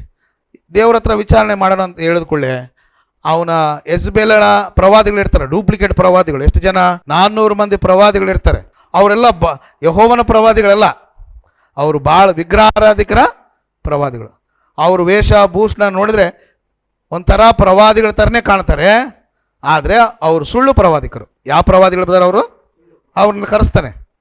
ಯೆಹೋವನ ಬಳಿಗೆ ವಿಚಾರ ಮಾಡೋಣ ಅಂದ್ಕೊಳ್ಳೆ, 400 ಮಂದಿ ಯೆಜ್ಬೇಲಳ ಅಧೀನದಲ್ಲಿರ್ತಕ್ಕಂಥ ಈ ಸುಳ್ಳು ಪ್ರವಾದಿಗಳು ಬಂದು ಕೇಳ್ತಾನೆ, ನಾನು ರಾಮೋತ್ ಗಿಲಾದ್ ಪಟ್ಟಣಕ್ಕೆ ಹೋಗ್ತೀನಿ, ನಾನು ಜಯಿಸ್ತೀನಾ? ಹೋಗ್ಬಹುದಾ? ಅಂದಮೇಲೆ ಈ 400 ಜನರು ಏನು ಹೇಳ್ತಾರೆ ಗೊತ್ತಾ? ರಾಜನ ನೀನು ಚಿರಂಜೀವಿ ಆಗು, ನಿನಗೆ ಶುಭವಾಗುವುದು, ದೇವರು ಆ ಪಟ್ಟಣವನ್ನು ನಿನ್ನ ಕೈಗೆ ಒಪ್ಪಿಸ್ತಾನೆ, ಯುದ್ಧಕ್ಕೆ ಹೋಗು ಅಂತ ಹೇಳ್ತಾರೆ ಅವರು. 400 ಜನ ಒಂದೇ ಮಾತು ಹೇಳ್ತಾರೆ. ಏನು? ಅರಸನಾದ ನಿನಗೆ ಶುಭವಾಗಲಿ, ನೀನು ಚಿರಂಜೀವಿ, ಯುದ್ಧಕ್ಕೆ ಹೋಗು, ಯುದ್ಧದಲ್ಲಿ ನೀನು ಜಯ ಹೊಂತೀಯ, ರಾಮೋತ್ ಗಿಲಾದ್ ಪಟ್ಟಣವನ್ನು ದೇವರು ನಿನ್ನ ಕೈಗೆ ಒಪ್ಪಿಸುತ್ತಾನೆ ಅಂತ ಹೇಳಿ 400 ಜನರು ಒಂದೇ ಮಾತು ಹೇಳಿದ್ರು. 400 ಜನರು ಒಂದೇ ಮಾತೇ ಹೇಳಿದ್ರು, ಯಾರಿಗೂ ಡಿಫ್ರೆನ್ಸಸ್ ಇಲ್ಲ. ಹೇಳಿದ ಮೇಲೆ ಅಹಾಬನು ಖುಷಿ ಆಗ್ತಾನೆ. ಯೆಹೋಷಾಫಾಟನಿಗೆ ಸ್ವಲ್ಪ ಅಸಮಾಧಾನ ಆಗುತ್ತೆ. ಯಾಕೋ ಇವ್ರು ನೋಡ್ತಾ ಇದ್ರೆ ಇವರು ಯೆಹೋವನ ಪ್ರವಾದಿಗಳ ಥರ, ಇವ್ನಿಗೆ ಡೌಟ್ ಬಂದ್ಬಿಡ್ತು. ಯಾರಿಗೆ? ಯೆಹೋಷಾಫಾಟನಿಗೆ. ಇವರು ಸುಳ್ಳು ಪ್ರವಾದಿಗಳಿದ್ದಂಗಿದ್ದಾರೆ, ವೇಷಭೂಷಣ ನೋಡಿದ್ರೆ ಪ್ರವಾದಿಗಳ ಥರನೇ ಇದ್ದಾರೆ, ಇವ್ರು ಯಾಕೋ ಯೆಹೋವನ ಪ್ರವಾದಿಗಳ ಥರ ಕಾಣ್ತಾ ಇಲ್ಲ. ಅವಾಗ ಯೆಹೋಷಾಫಾಟನ ಏನು ಹೇಳ್ತಾನೆ ಅಂದರೆ, ಇವ್ರನ್ನ ಬಿಟ್ಟು ಬೇರೆ ಪ್ರವಾದಿ ಇಲ್ವಾ ಊರಿನಲ್ಲಿ ಅಂತ ಕೇಳ್ತಾನೆ. ಇವ್ರನ್ನ ಬಿಟ್ಟು ಬೇರೆ ಮತ್ತೆ ಯಾರು ಪ್ರವಾದಿಗಳು ಇಲ್ವಾ ಅಂತ ಕೇಳಿದರೆ ಅವಾಗ ಅಹಾಬನು ಹೇಳ್ತಾನೆ, ಇನ್ನೊಬ್ಬನಿದ್ದಾನೆ, ಆದರೆ ಅವನನ್ನು ನಾನು ದ್ವೇಷ ಮಾಡ್ತೀನಿ. ನಾನೇನು ಮಾಡ್ತೀನಿ? ಅವನ್ನ ದ್ವೇಷ. ಕಾರಣ ಏನಂದರೆ, ಅವನು ಯಾವಾಗಲೂ ನನ್ನ ವಿಚಾರದಲ್ಲಿ ಶುಭ ನುಡಿಯುವುದೇ ಇಲ್ಲ, ನನಗೆ ಪಕ್ಷದಲ್ಲಿ ಯಾವಾಗಲೂ ಕೆಟ್ಟದನ್ನೇ ಹೇಳ್ತಾನೆ ಅವನು. ಆದ್ದರಿಂದ ನಾನು ಅವನೇನು ಮಾಡ್ತೀನಿ? ಹಾಗೆ ಮಾಡ್ತೀನಿ. ಅವನೆಂತ ಕರೆಸೋದು? ಒಬ್ಬನಿದ್ದಾನೆ, ಅವನು ಇಮ್ಲಿಯ ಮಗನಾದಂಥ ಮೀಕನು. ಮೀಕ ಯೆಹೋವನ ಪ್ರವಾದಿ. ಈ 400 ಮಂದಿ ಪ್ರವಾದಿಗಳಿದಾರಲ್ಲ, ಇವರೆಲ್ಲ ಸುಳ್ಳು ಪ್ರವಾದಿಗಳು. ಯೆಜಬೇಲನ ಎಸಬೇಲಳ ಆಶ್ರಯದಲ್ಲಿರ್ತಕ್ಕಂಥ ಸುಳ್ಳು ಹೇಳುವ ಆತ್ಮಗಳಿವು. ನಿಜ ಹೇಳುವಂಥ ಯೆಹೋವನ ಪ್ರವಾದಿ ಒಬ್ಬನಿದ್ದಾನೆ, ಅವನು ಯಾರು? ಮೀಕಾಯನ್. ಆದರೆ ಆಹಾಬನು ಹೇಳ್ತಾನೆ, ನಾನು ಅವನ್ನ ಇಷ್ಟಪಡೋದಿಲ್ಲ, ನಾನು ಅವನನ್ನು ಹಾಗೆ ಮಾಡ್ತೀನಿ, ನಾನು ಅವ್ರನ್ನ ದ್ವೇಷ ಮಾಡ್ತೀನಿ. ಕಾರಣ ಏನಂದರೆ ಅವನು ಯಾವಾಗಲೂ ತನ್ನ ಬಾಯಿಂದ ನನಗೆ ಶುಭ ಹೇಳಿದ, ಯಾವಾಗಲೂ ನನ್ನ ಬಗ್ಗೆ ಏನು ಹೇಳ್ತಾನೆ? ಕೆಟ್ಟದನ್ನೇ ಹೇಳ್ತಾನೆ ಅಂತ ಹೇಳ್ದ. ಆವಾಗ ಯೆಹೋಷಾಫಾಟ ಇಲ್ಲ ಅವನು ಕರೆಸು ಅವನ ಬಾಯಿಂದ ಕೇಳ, ನಾವು ಯುದ್ಧಕ್ಕೆ ಹೋದರೆ ಗೆಲ್ತೀವಾ ಇಲ್ಲ ಅನ್ನೋದನ್ನ. ಸೊ ಯೆಹೋಷಾಫಾಟನ ಹೇಳ್ದ, ಈ ಮೀಕಾಯನ್ನು ಕರೆ ಕಳಿಸ್ಲಿಕ್ಕೆ ದೂತರನ್ನು ಕಳಿಸ್ತಾನೆ.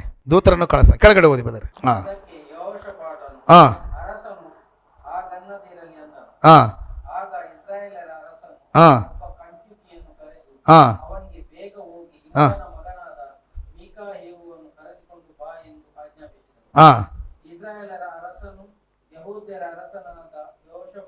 ಹಾಂ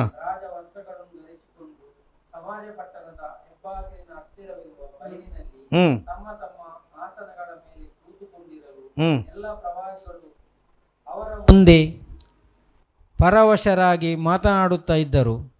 ಅವರಲ್ಲಿ ಕೇನಾನನ ಮಗನಾದ ಚಿದ್ಕೀಯ ಎಂಬವನು ಕಬ್ಬಿಣದ ಕೊಂಬುಗಳನ್ನು ಮಾಡಿಸಿ ತಲೆಗೆ ಕಟ್ಟಿಕೊಂಡು, ಒಂದು ಕೊಂಬುಗಳಿಂದಲೂ ಎಂಬಂತೆ ನೀನು ಅರಾಮ್ಯರನ್ನು ಇರಿದು ಕೊಂದಾಕುವಿ ಎಂದನು.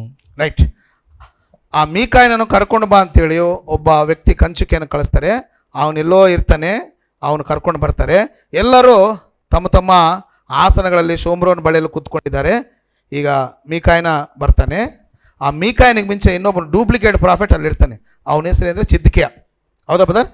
ಚಿದ್ಕೀಯ ಕೊಂಬುಗಳು ಅಂದರೆ ಈ ಕಬ್ಬಿಣದ ಕೊಂಬುಗಳನ್ನು ಮಾಡಿಕೊಂಡು ತಿವಿಯುತ್ತ ಏನು ಹೇಳಿದ್ರೆ ಡೆಮಾನ್ಸ್ಟ್ರೇಟ್ ಮಾಡ್ಕೊತ ಆರಾಮ್ಯರನ್ನು ಆಹಾಬನು ಓಡಿಸ್ತಾನೆ, ಆರಾಮ್ಯರನ್ನು ಯುದ್ಧದಲ್ಲಿ ಸಾಯಿಸ್ತಾನೆ, ರಾಮತ್ ಗಿಲಾದ್ ಎಂಬ ಪಟ್ಟಣ ನಮಗೆ ಸಿಗುತ್ತೆ ಎಂಬುದಾಗಿ ಸುಳ್ಳನ್ನು ಹೇಳ್ತಾ ಇರ್ತಾನೆ. ಈಗ ಮೀಕಾಯ ಯೆಹೋವನ ಪ್ರವಾದಿ ಬಂದು ಏನು ಹೇಳ್ತಾನೆ ಅಂದರೆ, ಅರಸನೇ ನೀನು ಯುದ್ಧಕ್ಕೆ ಹೋಗಬೇಡ, ಯುದ್ಧದಲ್ಲಿ ಹೋದರೆ ನಿನ್ನನ್ನು ಕೊಂದಾಕ್ತಾರೆ. ಇದು ದೇವರ ಮಾತು. ಯುದ್ಧಕ್ಕೆ ಹೋಗಬೇಡ, ಯುದ್ಧದಲ್ಲಿ ಹೋದರೆ ಆರಾಮ್ಯರು ನಿನ್ನೇನು ಮಾಡ್ತಾರೆ? ಕೊಂದಾಕ್ತಾರೆ. ಇಸ್ರಾಯೇಲೆಲ್ಲರೂ ಕುರುಬನಿಲ್ಲದ ಕುರಿಗಳಂತೆ ಆಗ್ತಾರೆ ಅಂತ ಹೇಳಿದ್ಕೊಳ್ಳಿ. ಅವನು ಕೆನ್ನೆ ಹೊಡೆದ್ರು. ಯಾರ ಕೆನ್ನೆಗೆ? ಮೀಕಾಯನ ಕೆನ್ನೆಗೆ ಹೊಡೆದು, ಇವನು ಸುಳ್ಳು ಹೇಳ್ತಾನೆ, ಇವನು ತೆಗೆದುಕೊಂಡು ಹೋಗಿ ಜೈಲಲ್ಲಿ ಇಡ್ರಿ, ಇವನಿಗೆ ನೀರು ಕೂಳು ಕೊಡಬೇಡ್ರಿ ಅಂತ ಹೇಳ್ದೆ. ಈ 400 ಜನ ಈ ಚಿದ್ಕೀಯನು ಏನು ಹೇಳ್ತಂದ್ರೆ, ಯೆಹೋವನಿಗೆ ಆಹಾಬನಾದ ಅರಸನಿಗೆ ಏನಾಗುತ್ತೆ? ಜಯ ಆಗುತ್ತೆ, ಯುದ್ಧಕ್ಕೆ ಹೋಗು ಅಂತ ಹೇಳಿದ್ರು. ಆದರೆ ಮೀಕಾಯ ಹೇಳ್ದ, ನೀನು ಯುದ್ಧಕ್ಕೆ ಹೋದ್ರೆ ಏನಾಗ್ತಿ? ಸಾಯ್ತಿ. ಇದಕ್ಕೂ ಮೊದಲು ಆಹಾಬನಿಗೆ ದೇವರು ಅನೇಕ ಬಾರಿ ಸತ್ಯವನ್ನು ತಿಳಿಸಲು ಪ್ರಯತ್ನ ಮಾಡಿದ. ಆದರೆ ಈ ಆಹಾಬನು ಸುಳ್ಳನ್ನು ನಂಬಿದ್ನ, ಸತ್ಯವನ್ನು ನಂಬಿದ್ನ? ಏನು ಬದ? ಮೀಕಾಯ ಹೇಳಿದ್ದು ಅವನ ತಲೆಗೆ ಇಡಲಿಲ್ಲ, ಸತ್ಯವನ್ನು ನಂಬಲಿಲ್ಲ. ಈ 400 ಜನ ಹೇಳ್ತಿದ್ರೆ ಯುದ್ಧಕ್ಕೆ ಹೋಗು ರಾಜನೇ, ನೀನು ಚಿರಂಜೀವಿ ಆಗಿವೆ, ಆರಾಮರನ್ನು ಓಡಿಸ್ತೀಯ, ರಾಮತ್ ಗಿಲಾದ್ ಪಟ್ಟಣವನ್ನು ದೇವರು ನಿನ್ನ ಕೈಗೆ ಒಪ್ಪಿಸ್ಕೊಡ್ತಾನೆ ಅಂತ ಹೇಳ್ದ. ಈ 400 ಜನ ಪ್ಲಸ್ ಚಿದ್ಕೀಯ ಎಂಬ ಸುಳ್ಳು ಪ್ರವಾದಿ ಹೇಳ್ತಕ್ಕಂಥ ಸುಳ್ಳು ಮಾತನ್ನು ನಂಬಿ ಯುದ್ಧಕ್ಕೆ ಹೋದ. ಏನಾಯ್ತು ಬದರ್? ಯುದ್ಧದಲ್ಲಿ ಸತ್ತೋಗ್ತಾನೆ. ಯಾವನೋ ಒಬ್ಬನು ಗುರಿ ಇಲ್ಲದೆ, ನೋಡಿನಿ, ಯಾವನೋ ಒಬ್ಬನು, ಆಮೇಲೆ ಓದ್ಕೊಳ್ಳಿ, ಯಾವನೋ ಒಬ್ಬನು ಗುರಿ ಇಲ್ಲದೆ ಬಾಣ ಹೊಡೆದ, ಅವನು ಹೊಡಿಬೇಕಂತ ಹೊಡಿಲ್ಲ, ಗುರಿ ಇಲ್ಲದೆ ಹೊಡೆದ್ರೆ ನೇರವಾಗಿ ಬಂದು ಯಾರ ಎದೆಗೆ ಸಿಕ್ಕುವಂಥದ್ದು? ಆಹಾಬನಿಗೆ ಅವನು ಗುರಿ ಇಲ್ಲದೆ ಹೊಡೆದ. ಆಹಾಬನ ಎದೆಗೆ ಬಲವಾಗಿ ಏನು ಚುಚ್ಕೊಂಡಿತ್ತು? ಆ ಬಿಲ್ಲು ಚುಚ್ಕೊಂತು. ಆಮೇಲೆ ರಥದಲ್ಲಿ ಹತ್ಕೊಂಡು ಓಡಿಸ್ಬಿಡು, ಇನ್ನು ಹೋಗ್ಬಿಡೋಣ ವಾಪಸ್ ಅಂತೇಳಿ ಬರ್ತಾ ಇದ್ರೆ ರಕ್ತ ಎಲ್ಲ ಏನು ಮಾಡ್ತಾಯಿದೆ? ಆ ರಕ್ತ ಎಲ್ಲ ಏನಾಗ್ತಿದೆ ಬದರ್? ಸೋರ್ತಾ ಇದೆ. ಒಂದು ನದಿಯಲ್ಲಿ ವೇಶ್ಯರು ಸ್ನಾನ ಮಾಡ್ತಕ್ಕಂಥ ಆ ಸ್ಥಳಕ್ಕೆ ಬಂದು ಆ ರಕ್ತ ಎಲ್ಲ ಏನಾಗ್ತೈತೆ? ಸೋರ್ತಾ ಇರುತ್ತೆ. ಯುದ್ಧದಲ್ಲಿ ಆಹಾಬನು ಸತ್ತೋಗ್ತಾನೆ. ಮೀಕಾಯ ಮಾತು ಕೇಳಿದ್ರೆ ಉಳಿತಾ ಇದ್ರ? ಎಷ್ಟು? 400 ಜನರು ಪ್ಲಸ್ ಚಿದ್ಕೀಯನು ಯುದ್ಧಕ್ಕೆ ಹೋಗು ಅಂತೇಳಿ. ಆದ್ದರಿಂದ ಆಹಾಬನು ಸತ್ಯವನ್ನು ನಂಬಲಿಲ್ಲ. ಈ ಸುಳ್ಳನ್ನು ನಂಬುವ ಹಾಗೆ ಮಾಡಿದ್ದು ಯಾರಂದರೆ ದೇವರು. ಆಹಾಬನು ಸುಳ್ಳನ್ನು ನಂಬುವ ಹಾಗೆ ಮಾಡಿದ್ದು ಯಾರು? ದೇವರು. ಪರಲೋಕದಲ್ಲಿ ಮೀಟಿಂಗ್ ಆಯ್ತು, ಕೆಳಗಡೆ ಇಡ್ತು ಓದ್ಕೊಳ್ಳಿ. ಪರಲೋಕದಲ್ಲಿ ಮೀಟಿಂಗ್ ಆಯಿತು. ಇವನು ಸತ್ಯ ನಂಬಲ್ಲ, ಇವನು ಹಾಳಾಗಬೇಕು ಆಹಾಬನು, ಅವನು ಸುಳ್ಳು ನಂಬಬೇಕು. ಯಾರು ಹೋಗ್ತೀರಂತ ದೂತರನ್ನು ಕೇಳಿದಂತೆ. ಅವಾಗ ಒಬ್ಬ ದೂತ ಹೇಳ್ತಾನೆ, ನಾನು ಹೋಗಿ ಅವನ ಬಾಯಿಗೆ ಸುಳ್ಳನ್ನು ಹೇಳುವ ಆತ್ಮ ಆಗಿ ಹೋಗಿ ಅವನು ಸುಳ್ಳನ್ನು ನಂಬಿಸ್ತೀನಿ ಅಂತ ಹೇಳ್ದ. ಈ 400 ಜನರಲ್ಲಿ ಚಿದ್ಕೀಯನಲ್ಲಿ ಯಾವ ಆತ್ಮ ಇತ್ತಂದರೆ ಸತ್ಯವನ್ನು ಹೇಳುವ ಭ್ರಮೆ ಆತ್ಮ ಇತ್ತು. ಪರಲೋಕದಲ್ಲಿ ಡಿಸೈಡ್ ಆಗಿದೆ, ಈ ಆಹಾಬನನ್ನು ಸುಳ್ಳನ್ನು ನಂಬಿಸಿ ಏನು ಮಾಡಬೇಕು? ಹಾಳು ಮಾಡಬೇಕು. ಅದಕ್ಕೆ ಮೀಕಾಯ ಸತ್ಯ ಹೇಳಿದ್ರು ಅವನು ಏನಾಗಲಿಲ್ಲ, ನಂಬಲಿಲ್ಲ. ಆ ಸುಳ್ಳು ಹೇಳುವಂಥ ಆತ್ಮನು ಈ 400 ಜನರಲ್ಲಿ ಪ್ಲಸ್ ಚಿದ್ಕೀಯನಲ್ಲಿ ಕೆಲಸ ಮಾಡಿ ಅಹಾಬನು ಸುಳ್ಳನ್ನು ನಂಬಿ ಯುದ್ಧದಲ್ಲಿ ಸತ್ತು ಹೋಗುವಾಗೆ ಯಾರು ಮಾಡಿದ್ದು? ಕಾರಣ ಏನು? ಸತ್ಯವನ್ನು ನಂಬಲಿಲ್ಲ, ಅದಕ್ಕೆ ಸುಳ್ಳನ್ನು ನಂಬಿ ಅವನೇನಾದ. ಇವತ್ತು ನಮ್ಮ ಪರಿಸ್ಥಿತಿ ಕೂಡ ಅಷ್ಟೇ. ನೀನು ಸತ್ಯ ನಂಬಿದ್ರೆ ದೇವರ ಕೃಪೆಗೆ ಪಾತ್ರನಾಗ್ತೀಯ. ಬೇಡ ಸುಳ್ಳು ಅಂತ ಹೇಳಿದ್ರೆ, ಸುಳ್ಳಿನ ಮೇಲೆ ನಿನಗೆ ಇಂಟ್ರೆಸ್ಟ್ ಇದ್ದರೆ, ಸುಳ್ಳು ಲವರ್ ಆಫ್ ಸುಳ್ಳನ್ನು ಪ್ರೀತಿಸುವಂಥ ವ್ಯಕ್ತಿಯಾಗಿದ್ದರೆ ದೇವರು ಖಂಡಿತವಾಗ್ಲೂ ದೇವರಿಂದ ಏನಾಗ್ತೀಯ? ನಾಶ. ಆ ಅಧ್ಯಾಯ ಹೋದ್ರೆ ಎಷ್ಟು ಭಯಂಕರ ಇರ್ತಂದ್ರೆ ಅಷ್ಟು. ಅಹಾಬನನ್ನು ಹಾಳು ಮಾಡಿದ್ದೇ ದೇವರು. ಸುಳ್ಳನ್ನು ನಂಬಿಸುವ ಹಾಗೆ ಮಾಡಿದ್ದ್ಯಾರು? ನಿಮ್ಗೆ ಡೌಟ್ ಬರೋದು, ದೇವರು ಸುಳ್ಳು ಹೇಳ್ತಾನ? ಹೌದು, ನೀನು ಸತ್ಯ ನಂಬಲ್ಲಲ್ಲ, ಅದಕ್ಕೆ ದೇವ್ರು ಏನು ಮಾಡ್ದ? ಮಾಡ್ಕೊಂಡಿದ್ದು ಯಾರು? ಅಂಥ ಪರಿಸ್ಥಿತಿ ತಂದ್ಕೊಂಡಿದ್ದು ಯಾರು? ನೀನೇ. ಅದಕ್ಕೆ ದೇವ್ರು ಹೇಳ್ತಾನೆ, ಸುಳ್ಳನ್ನು ಬಿಡ್ರಿ, ಸುಳ್ಳಿನ ಮೇಲೆ ವ್ಯಾಮೋಹ ಬಿಡ್ರಿ, ಸತ್ಯವನ್ನು ಅನುಸರಿಸಿ ನಡಿ. ದೇವ್ರ ವಾಕ್ಯನೇ ದೇವ್ರ ವಾಕ್ಯ ಏನಿದೆಯೋ ಅದೇ ಫೈನಲ್. ಅದಕ್ಕೇನಾದರೂ ಕಲಬರಿಕೆ ಮಾಡಿದ್ರೆ ಸುಳ್ಳು. ಕಲಬರಿಕೆ ಮಾಡೋ ಜನ ಇದ್ದಾರೆ ಬದರ್. 2 ಕೊರಿಂಥದವರು ಬರೆದ 2ನೇ ಪತ್ರಿಕೆ 2ನೇ ಅಧ್ಯಾಯ 17ನೇ ವಚನದಲ್ಲಿ ಪೌಲನು ಹೇಳ್ತಾನೆ, 2 ಕೊರಿಂಥ 2:17ರಲ್ಲಿ, ದೇವರ ವಾಕ್ಯವನ್ನು ಕಲಬರಿಕೆ ಮಾಡುವ ಹೆಚ್ಚು ಪಾಲಿನ ಜನರ ಹಾಗೆ ನಾವು ಇರದೆ ಅಂತ ಹೇಳ್ತಾನೆ. ಅಂದರೆ ದೇವರ ವಾಕ್ಯವನ್ನು ಕಲಬರಿಕೆ ಮಾಡಿ ಇಲ್ಲದನ್ನು ಅದರಲ್ಲಿ ಹಾಕೋದು, ಇರೋದನ್ನು ತೆಗೆದ್ರೆ ಅದೇನು ಬದರ್? ಸುಳ್ಳು. ಸುಳ್ಳು ಭಯಂಕರ. ಸುಳ್ಳು ನಮ್ಮನ್ನು ನಾಶ ಮಾಡುತ್ತೆ ಬದರ್. ಸುಳ್ಳು ಏನು ಮಾಡುತ್ತೆ? ನಾಶ ಮಾಡುತ್ತೆ. ನೀನು ಸತ್ಯವನ್ನು ನಂಬಿದರೆ ದೇವ್ರ ಕೃಪೆ, ದೇವ್ರ ಪ್ರೀತಿ ಏನು ಬದರ್?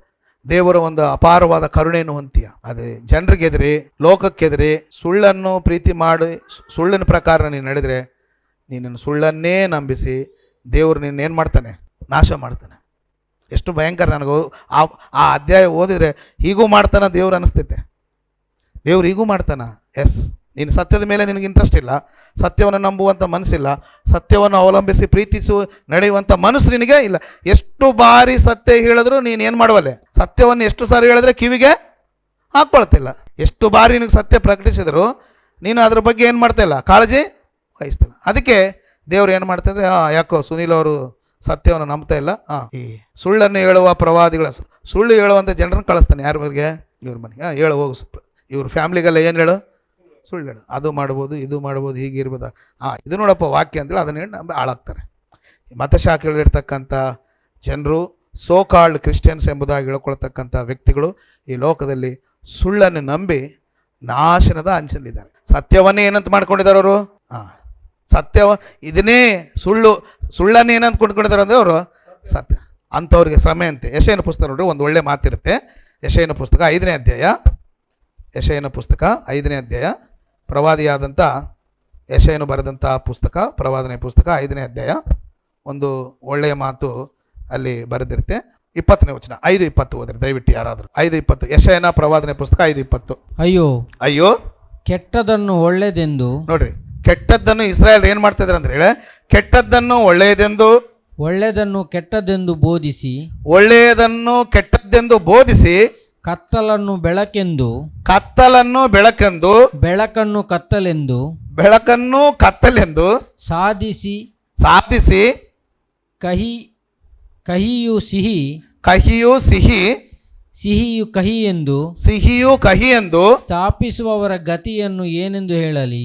ನೋಡ್ರಿ, ಇಸ್ರಾಯೇಲ್ ಏನ್ ಅನ್ಕೊಳ್ತಾ ಇದಾರೆ ಅಂದ್ರೆ, ಕಹಿನ ಏನ್ ಅನ್ಕೊಂತಾರೆ ಅಂದ್ರೆ, ಕಹಿ ವಿಷ ಕೊಟ್ರೆ ಇದು ಪಾಯಸ ಅಂತಾರಂತೆ, ಪಾಯಸ ಕೊಟ್ರೆ ವಿಷ ಅಂತ ಹೇಳ್ಕೊಂತಾರಂತೆ.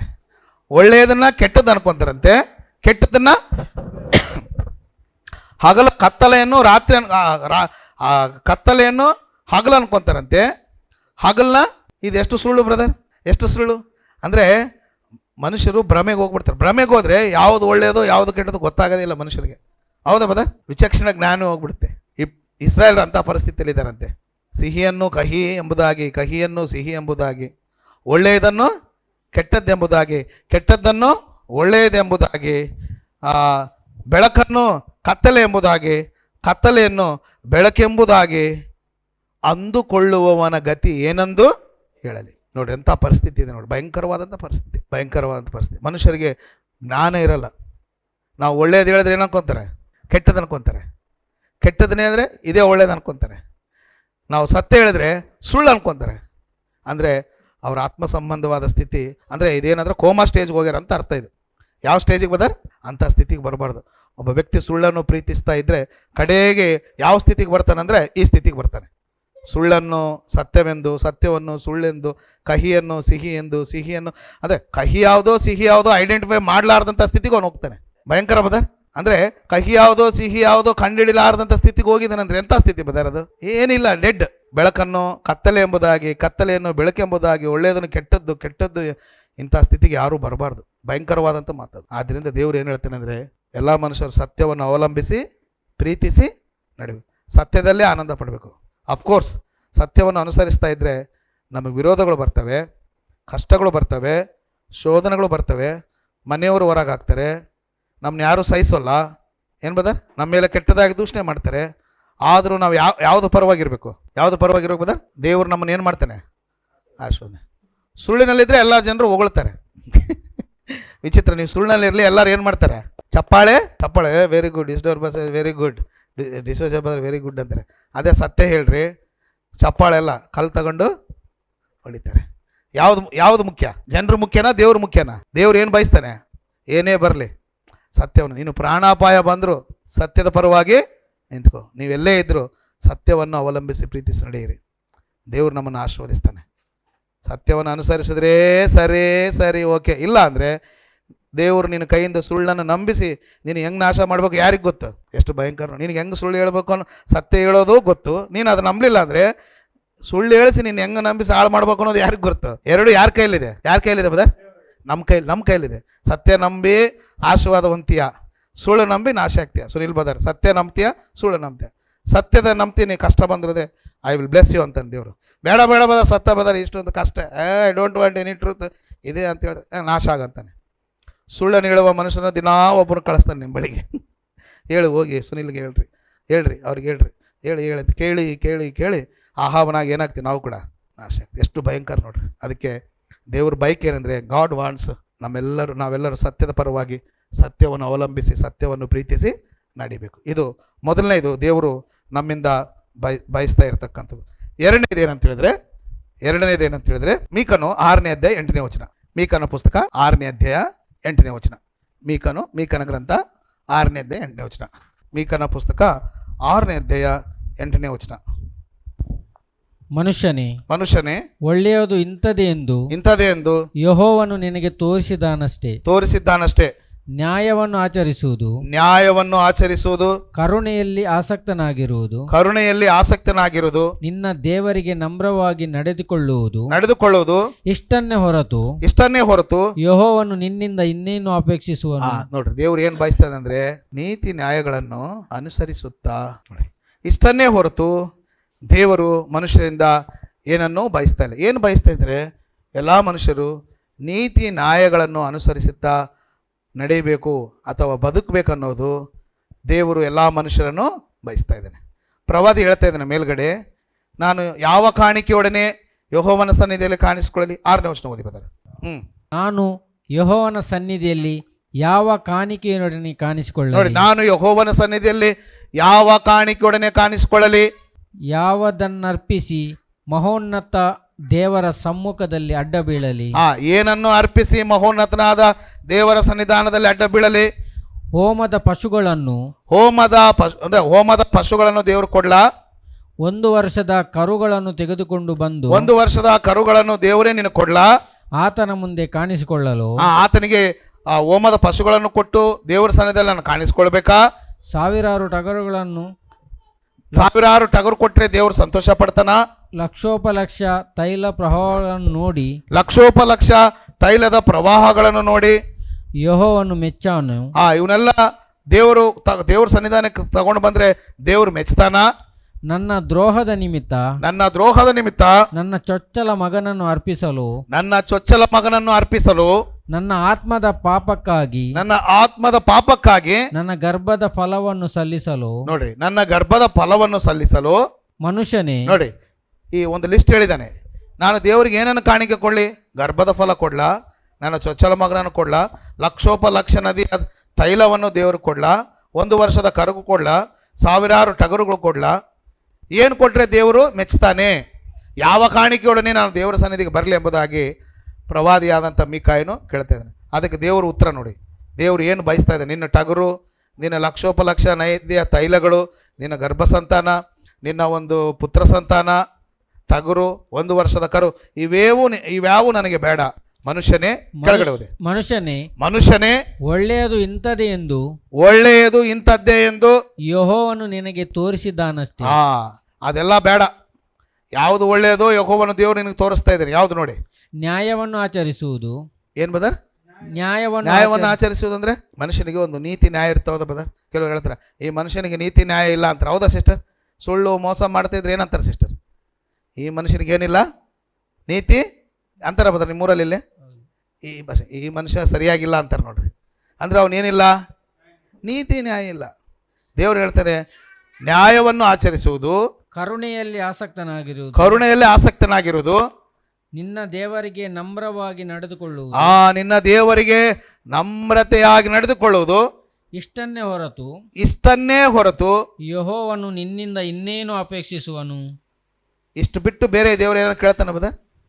ದೇವ್ರ ಸನ್ನಿಧಾನದಲ್ಲಿ ದೇವರಿಗೆ ವಿನಮ್ರತೆಯಿಂದ ನಡ್ಕೊಳ್ಬೇಕು, ಕರುಣೆಯನ್ನು ಪ್ರೀತಿಸಬೇಕು, ನೀತಿ ನ್ಯಾಯಗಳನ್ನು ಅನುಸರಿಸ್ತಾ ನಡೀಬೇಕು. ಅಧರ್ಮ, ವಂಚನೆ, ಮೋಸ, ಅನ್ಯಾಯ ಇವುಗಳನ್ನು ಬಿಟ್ಟು ಮನುಷ್ಯರು ನೀತಿ ನ್ಯಾಯಗಳನ್ನು ಅನುಸರಿಸುತ್ತಾ ಬದುಕಬೇಕೆಂಬುದಾಗಿ ಯಾರು ಬಯಸ್ತಾ ಇದ್ದಾರೆ ಬದರ್? ಯಾರು ಬಯಸ್ತಾ ಇದ್ದಾರೆ? ಆದರೆ ನಾವೇನು ಹೇಳ್ತೀವಿ ಅಂದರೆ ನೀತಿ ನ್ಯಾಯ ನನ್ನಿಂದ ಆಗಲ್ಲ, ಬೇಕಾದ್ರೆ ಕಾಣಿಕೆ ಕೊಡ್ತೀನಿ, ಬೇಕಾದ್ರೆ ಏನು ಕೊಡ್ತೀನಿ, ಇದಿಗೋ ಇಷ್ಟು ಪಾಲು ಕೊಡ್ತೀನಿ, ಈಗೋ ನಾನು ಇದು ಕೊಡ್ತೀನಿ ಅಂದರೆ ದೇವರು ಅವನ್ನೆಲ್ಲ ಕೇಳ್ತಾ ಇಲ್ಲ. ಮೊದಲು ನೀನು ನೀತಿ ನ್ಯಾಯಗಳನ್ನು ಅನುಸರಿಸಿ ನಡೆಯುವಂಥವನಾಗಿ. ಅರ್ಥ ಆಯ್ತಾ? ಸೊ ನೀತಿ ನ್ಯಾಯಗಳನ್ನು ಅನುಸರಿಸುವುದು ಯಜ್ಞ ಹೋಮಗಳಿಗಿಂತ ಶ್ರೇಷ್ಠವಾದ. ನೀತಿ ನ್ಯಾಯ ಇಲ್ಲದೆ ದೇವರಿಗೆ ಎಷ್ಟು ಆರಾಧನೆ ಮಾಡಿದ್ರು, ಎಷ್ಟು ಪ್ರಾರ್ಥನೆ ಮಾಡಿದ್ರು ಏನಾದರೂ ಫಲ ಉಂಟಾ ಬದರ್? ಫಲ ಉಂಟು. ಮನುಷ್ಯರು ನೀತಿ ನ್ಯಾಯ ತಪ್ಪಬಾರ್ದು. ಕಾರಣ ಏನಂದರೆ ದೇವರು ನೀತಿವಂತನು, ದೇವರು ನ್ಯಾಯವಂತನು. ಆತನ ಮಕ್ಕಳಾಗಿರ್ತಕ್ಕಂಥ ನಾವು ಕೂಡ ಹೇಗಿರಬೇಕು? ನೀತಿ ನ್ಯಾಯಕ್ಕೆ ತಪ್ಪಬಾರದು, ನೀತಿ ನ್ಯಾಯಗಳನ್ನು ಅನುಸರಿಸುತ್ತಾ ನಡೀಬೇಕೆಂಬುದಾಗಿ ದೇವರು ಅಪೇಕ್ಷೆ ಪಡ್ತಿದ್ದಾರೆ. ಜ್ಞಾನೋಕ್ತಿಗಳ ಪುಸ್ತಕ ನೋಡಿ 21:3. ಜ್ಞಾನೋಕ್ತಿಗಳ ಪುಸ್ತಕ 21:3ನೇ ವಚನ. ಜ್ಞಾನೋಕ್ತಿಗಳು 21:3. ಯಜ್ಞಕ್ಕಿಂತಲೂ ನೀತಿ ನ್ಯಾಯಗಳು ಯೆಹೋವನಿಗೆ ಇಷ್ಟ. ನೋಡ್ರಿ, ಯಜ್ಞಕ್ಕಿಂತಲೂ ದೇವ್ರಿಗೆ ಯಾವ್ದು ಇಷ್ಟ ರಾಜೇಶ್ ಬದರ್? ಯಜ್ಞಕ್ಕಿಂತಲೂ ದೇವ್ರಿಗೆ ಯಾವ್ದು ಇಷ್ಟ? ನೀತಿ ನ್ಯಾಯ ಇಲ್ದ್ರೆ ಬದುಕಿದ್ರೆ ಏನ್ ಬದರ್? ಹಣ ಸಂಪಾದನೆ ಮಾಡಿದೆ, ಆಸ್ತಿ ಸಂಪಾದನೆ ಮಾಡಿದೆ, ಬಡ್ಡಿ ವ್ಯಾಪಾರ ಮಾಡಿದೆ, ಮೀಟರ್ ಬಡ್ಡಿ ವ್ಯಾಪಾರ ಮಾಡಿದೆ, ಅವರು ಆಸ್ತಿ ಎಲ್ಲ ನಾನು ಹಾಕ್ಕೊಂಡೆ, ಅವ್ರದ್ದು ಎಲ್ಲ ನಾನು ನುಂಗಿಬಿಟ್ಟೆ ಅಂದರೆ ಏನಂತಾರೆ ಅದನ್ನು? ಈ ರಾಜಕೀಯ ವ್ಯಕ್ತಿಗಳೆಲ್ಲ ಏನು ಮಾಡ್ತಾರೆ ಬದರ್? ಅವ್ರಿಗೆ ನೀತಿ ನ್ಯಾಯ ಇರುತ್ತಾ? ಬಂದಿದ್ದನ್ನೆಲ್ಲ ಏನು ಮಾಡ್ಕೋತಾರೆ? ಸಿಕ್ಕಿದ್ದನ್ನೆಲ್ಲ ಏನು ಮಾಡ್ಕೋತಾರೆ? ಕೊಳ್ಳೆ. ಅದಕ್ಕೇನು ನೀತಿ ನ್ಯಾಯ, ಏನು ಧರ್ಮ ಇರಲ್ಲ. ಅದಕ್ಕೆ ದೇವ್ರ ವಾಕ್ಯ ಹೇಳುತ್ತೆ ಯಜ್ಞಕ್ಕಿಂತಲೂ ಯೆಹೋವನಿಗೆ ಯಾವುದು ಇಷ್ಟ ಸಿಸ್ಟರ್? ಯಜ್ಞಕ್ಕಿಂತಲೂ ನೀತಿ ನ್ಯಾಯಗಳೇ ದೇವರಿಗೆ ಇಷ್ಟ. ದೇವರ ಮಕ್ಕಳು ಎಲ್ಲ ಮನುಷ್ಯರು ನೀತಿ ನ್ಯಾಯಗಳನ್ನು ಅನುಸರಿಸುತ್ತಾ ನಡಿಬೇಕೆಂಬುದಾಗಿ ದೇವರು ಏನು ಮಾಡ್ತಾನೆ ಅಂದರೆ ಅಪೇಕ್ಷಿಸ್ತಾನೆ. ನೀತಿ ನ್ಯಾಯಗಳನ್ನು ಅನುಸರಿಸಿ ನಡೆಯದೇ ಹೋದರೆ ದೇವರು ನಮ್ಮನ್ನೇನು ಮಾಡ್ತಾರೆ ಅಂದರೆ ಕಿವಿಯಾರೇ ಕೇಳಿದರು, ಕಣ್ಣಾರೇ ಕಂಡರು, ಗ್ರಹಿಸದ ಹಾಗೆ, ನಮ್ಮ ಹೃದಯವು ಸ್ವಸ್ಥತೆ ಹೊಂದದ ಹಾಗೆ ನಮ್ಮನ್ನೇನು ಹೇಳ್ತಾನೆ ಹೃದಯಕ್ಕೆ ಕೊಬ್ಬೇರಿಸಿ, ಕಿವಿಯನ್ನು ಮಂದ ಮಾಡಿ, ಕಣ್ಣಿಗೆ ಅಂಟು ಬಳಿಯುತ್ತಾನಂತೆ. ಯೆಶಾಯನ ಪುಸ್ತಕ ನೋಡ್ರಿ 6ನೇ ಅಧ್ಯಾಯ. ಯೆಶಾಯನ ಪುಸ್ತಕ 6ನೇ ಅಧ್ಯಾಯ 8ನೇ ವಚನದಿಂದ ದೇವರು ನೀತಿ ನ್ಯಾಯಗಳನ್ನು ನಮಗೆ ತಿಳಿಸಿ ನೀತಿ ನ್ಯಾಯಗಳನ್ನು ಅನುಸರಿಸಿ ನಡೀಬೇಕೆಂಬುದಾಗಿ ಹೇಳಿದಾಗ ಅವುಗಳನ್ನು ಪಕ್ಕಕ್ಕಿಟ್ಟು ಅನ್ಯಾಯ ಅಕ್ರಮಗಳಲ್ಲಿ ಮನುಷ್ಯರು ಜೀವಿಸ್ತಾ ಇದ್ರೆ ಕಡೆಗೆ ದೇವರು ಏನು ಮಾಡ್ತಾನೆ ನೋಡ್ರಿ. 8ನೇ ವಚನ ಬದರ್ 6ನೇ ಅಧ್ಯಾಯ 8ರಿಂದ 10 ವಚನ. ಯಾವನನ್ನು ಕಳುಹಿಸಲಿ ಯಾವನು ನಮಗೋಸ್ಕರ ಹೋಗುವನು ಎಂಬ ಕರ್ತನ ನುಡಿಯನ್ನು ಕೇಳಿ ಹೀಗೋ ನಾನಿದ್ದೇನೆ, ನನ್ನನ್ನು ಕಳುಹಿಸು ಅಂದನು. ಹೋಗಿ ಬದರ್. ಅದಕ್ಕೆ ಆತನು ನೀನು ಈ ಜನರ ಬಳಿಗೆ ಹೋಗಿ, ಅಂದ್ರೆ ಇಸ್ರಾಯೇಲ್ ಜನರ ಬಳಿಗೆ ಹೋಗಿ ಅಥವಾ ಯಹೂದ ಜನರ ಬಳಿಗೆ ಹೋಗಿ ಈ ರೀತಿಯಾಗಿ ಹೇಳ್ಬೇಕೆಂಬುದಾಗಿ ಯೆಶಾಯನಿಗೆ ದೇವರು ಅಪ್ಪಣೆ ಕೊಡ್ತೇನೆ. ಏನು ಹೇಳ್ಬೇಕಂತ ನೋಡಿ. ನೀವು ಕಿವಿಯಾರೆ ಕೇಳಿದರು ತಿಳಿಯಬಾರದು. ಏನ್ ಬದ್ರ? ಕಿವಿಯಾರೆ ಕೇಳಿದ್ರು ತಿಳಿಯಬಾರದು. ನೀವು ಕೇಳಿದ್ರು ತಿಳಿಲಾರ್ದಂಗೆ ಮಾಡ್ತಾನಂತೆ ದೇವರು. ಯಾಕೆ? ನೀತಿ ನ್ಯಾಯಗಳನ್ನು ಅನುಸರಿಸದೆ ನಡೆದೇ ಹೋದ್ರೆ ಯೆಶಾಯ ಏನು ಹೇಳ್ತಾನೆ ಅಂದ್ರೆ ಕಿವಿಯಾರೆ ಕೇಳಿದ್ರು ನಿಮ್ಗೇನಾಗಬಾರ್ದು? ದೇವರು ತಿಳಿಯಂಗೆ ಮಾಡ್ಬೇಕಲ್ಲ, ದೇವ್ರ ಅದು ತಿಳಿಯಂಗೆ ಮಾಡ್ಬೇಕಲ್ಲ ಬದರ್. ಸುನಿಲ್ ಬದರ್ ಅರ್ಥ ಆಯ್ತಾ? ದೇವ್ರು ಪ್ರವಾದಿ ಮೂಲಕ ಏನು ಹೇಳ್ತಾನೆ ಅಂದ್ರೆ ಕಿವಿಯಾರೆ ಕೇಳಿದ್ರು ನಿಮ್ಗೇನಾಗಬಾರ್ದು?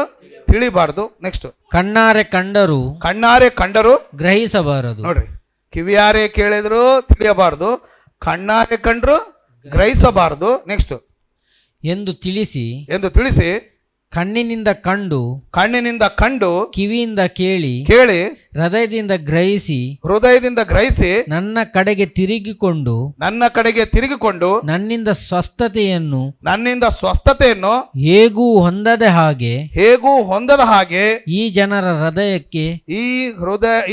ಹೃದಯಕ್ಕೆ ಕೊಬ್ಬೇರಿಸಿ ಕಿವಿಯನ್ನು ಮಂದ ಮಾಡಿ ಕಣ್ಣಿಗೆ ಅಂಟುಬಳಿ ಎಂದು ನನಗೆ ಹೇಳಿದನು.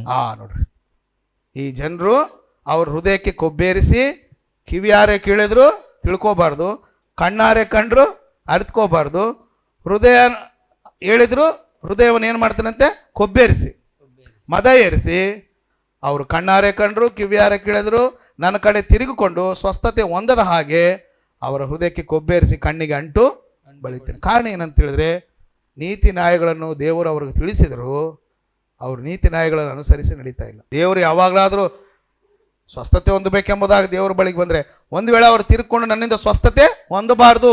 ನೋಡ್ರಿ, ದೇವರು ಎಷ್ಟು ಕಠಿಣವಾದ ತೀರ್ಪನ್ನು ಕೊಡ್ತಾನೆ. ಅವ್ರು ಕೇಳಿದ್ರು ತಿಳ್ಕೋಬಾರ್ದು, ಕಣ್ಣಾರೆ ಕಂಡ್ರು ಗ್ರಹಿಸಬಾರ್ದು, ಹೃದಯವು ಗ್ರಹಿಸುವಾದ ಹಾಗೆ ಅವ್ರ ಹೃದಯಕ್ಕೆ ಕೊಬ್ಬೇರಿಸ್ತಾನೆ, ಕಣ್ಣಿಗೆ ಅಂಟು ಕಿವಿಯನ್ನು ಏನು ಮಾಡ್ತಾನೆ ಮಂದ ಮಾಡ್ತಾನಂತೆ.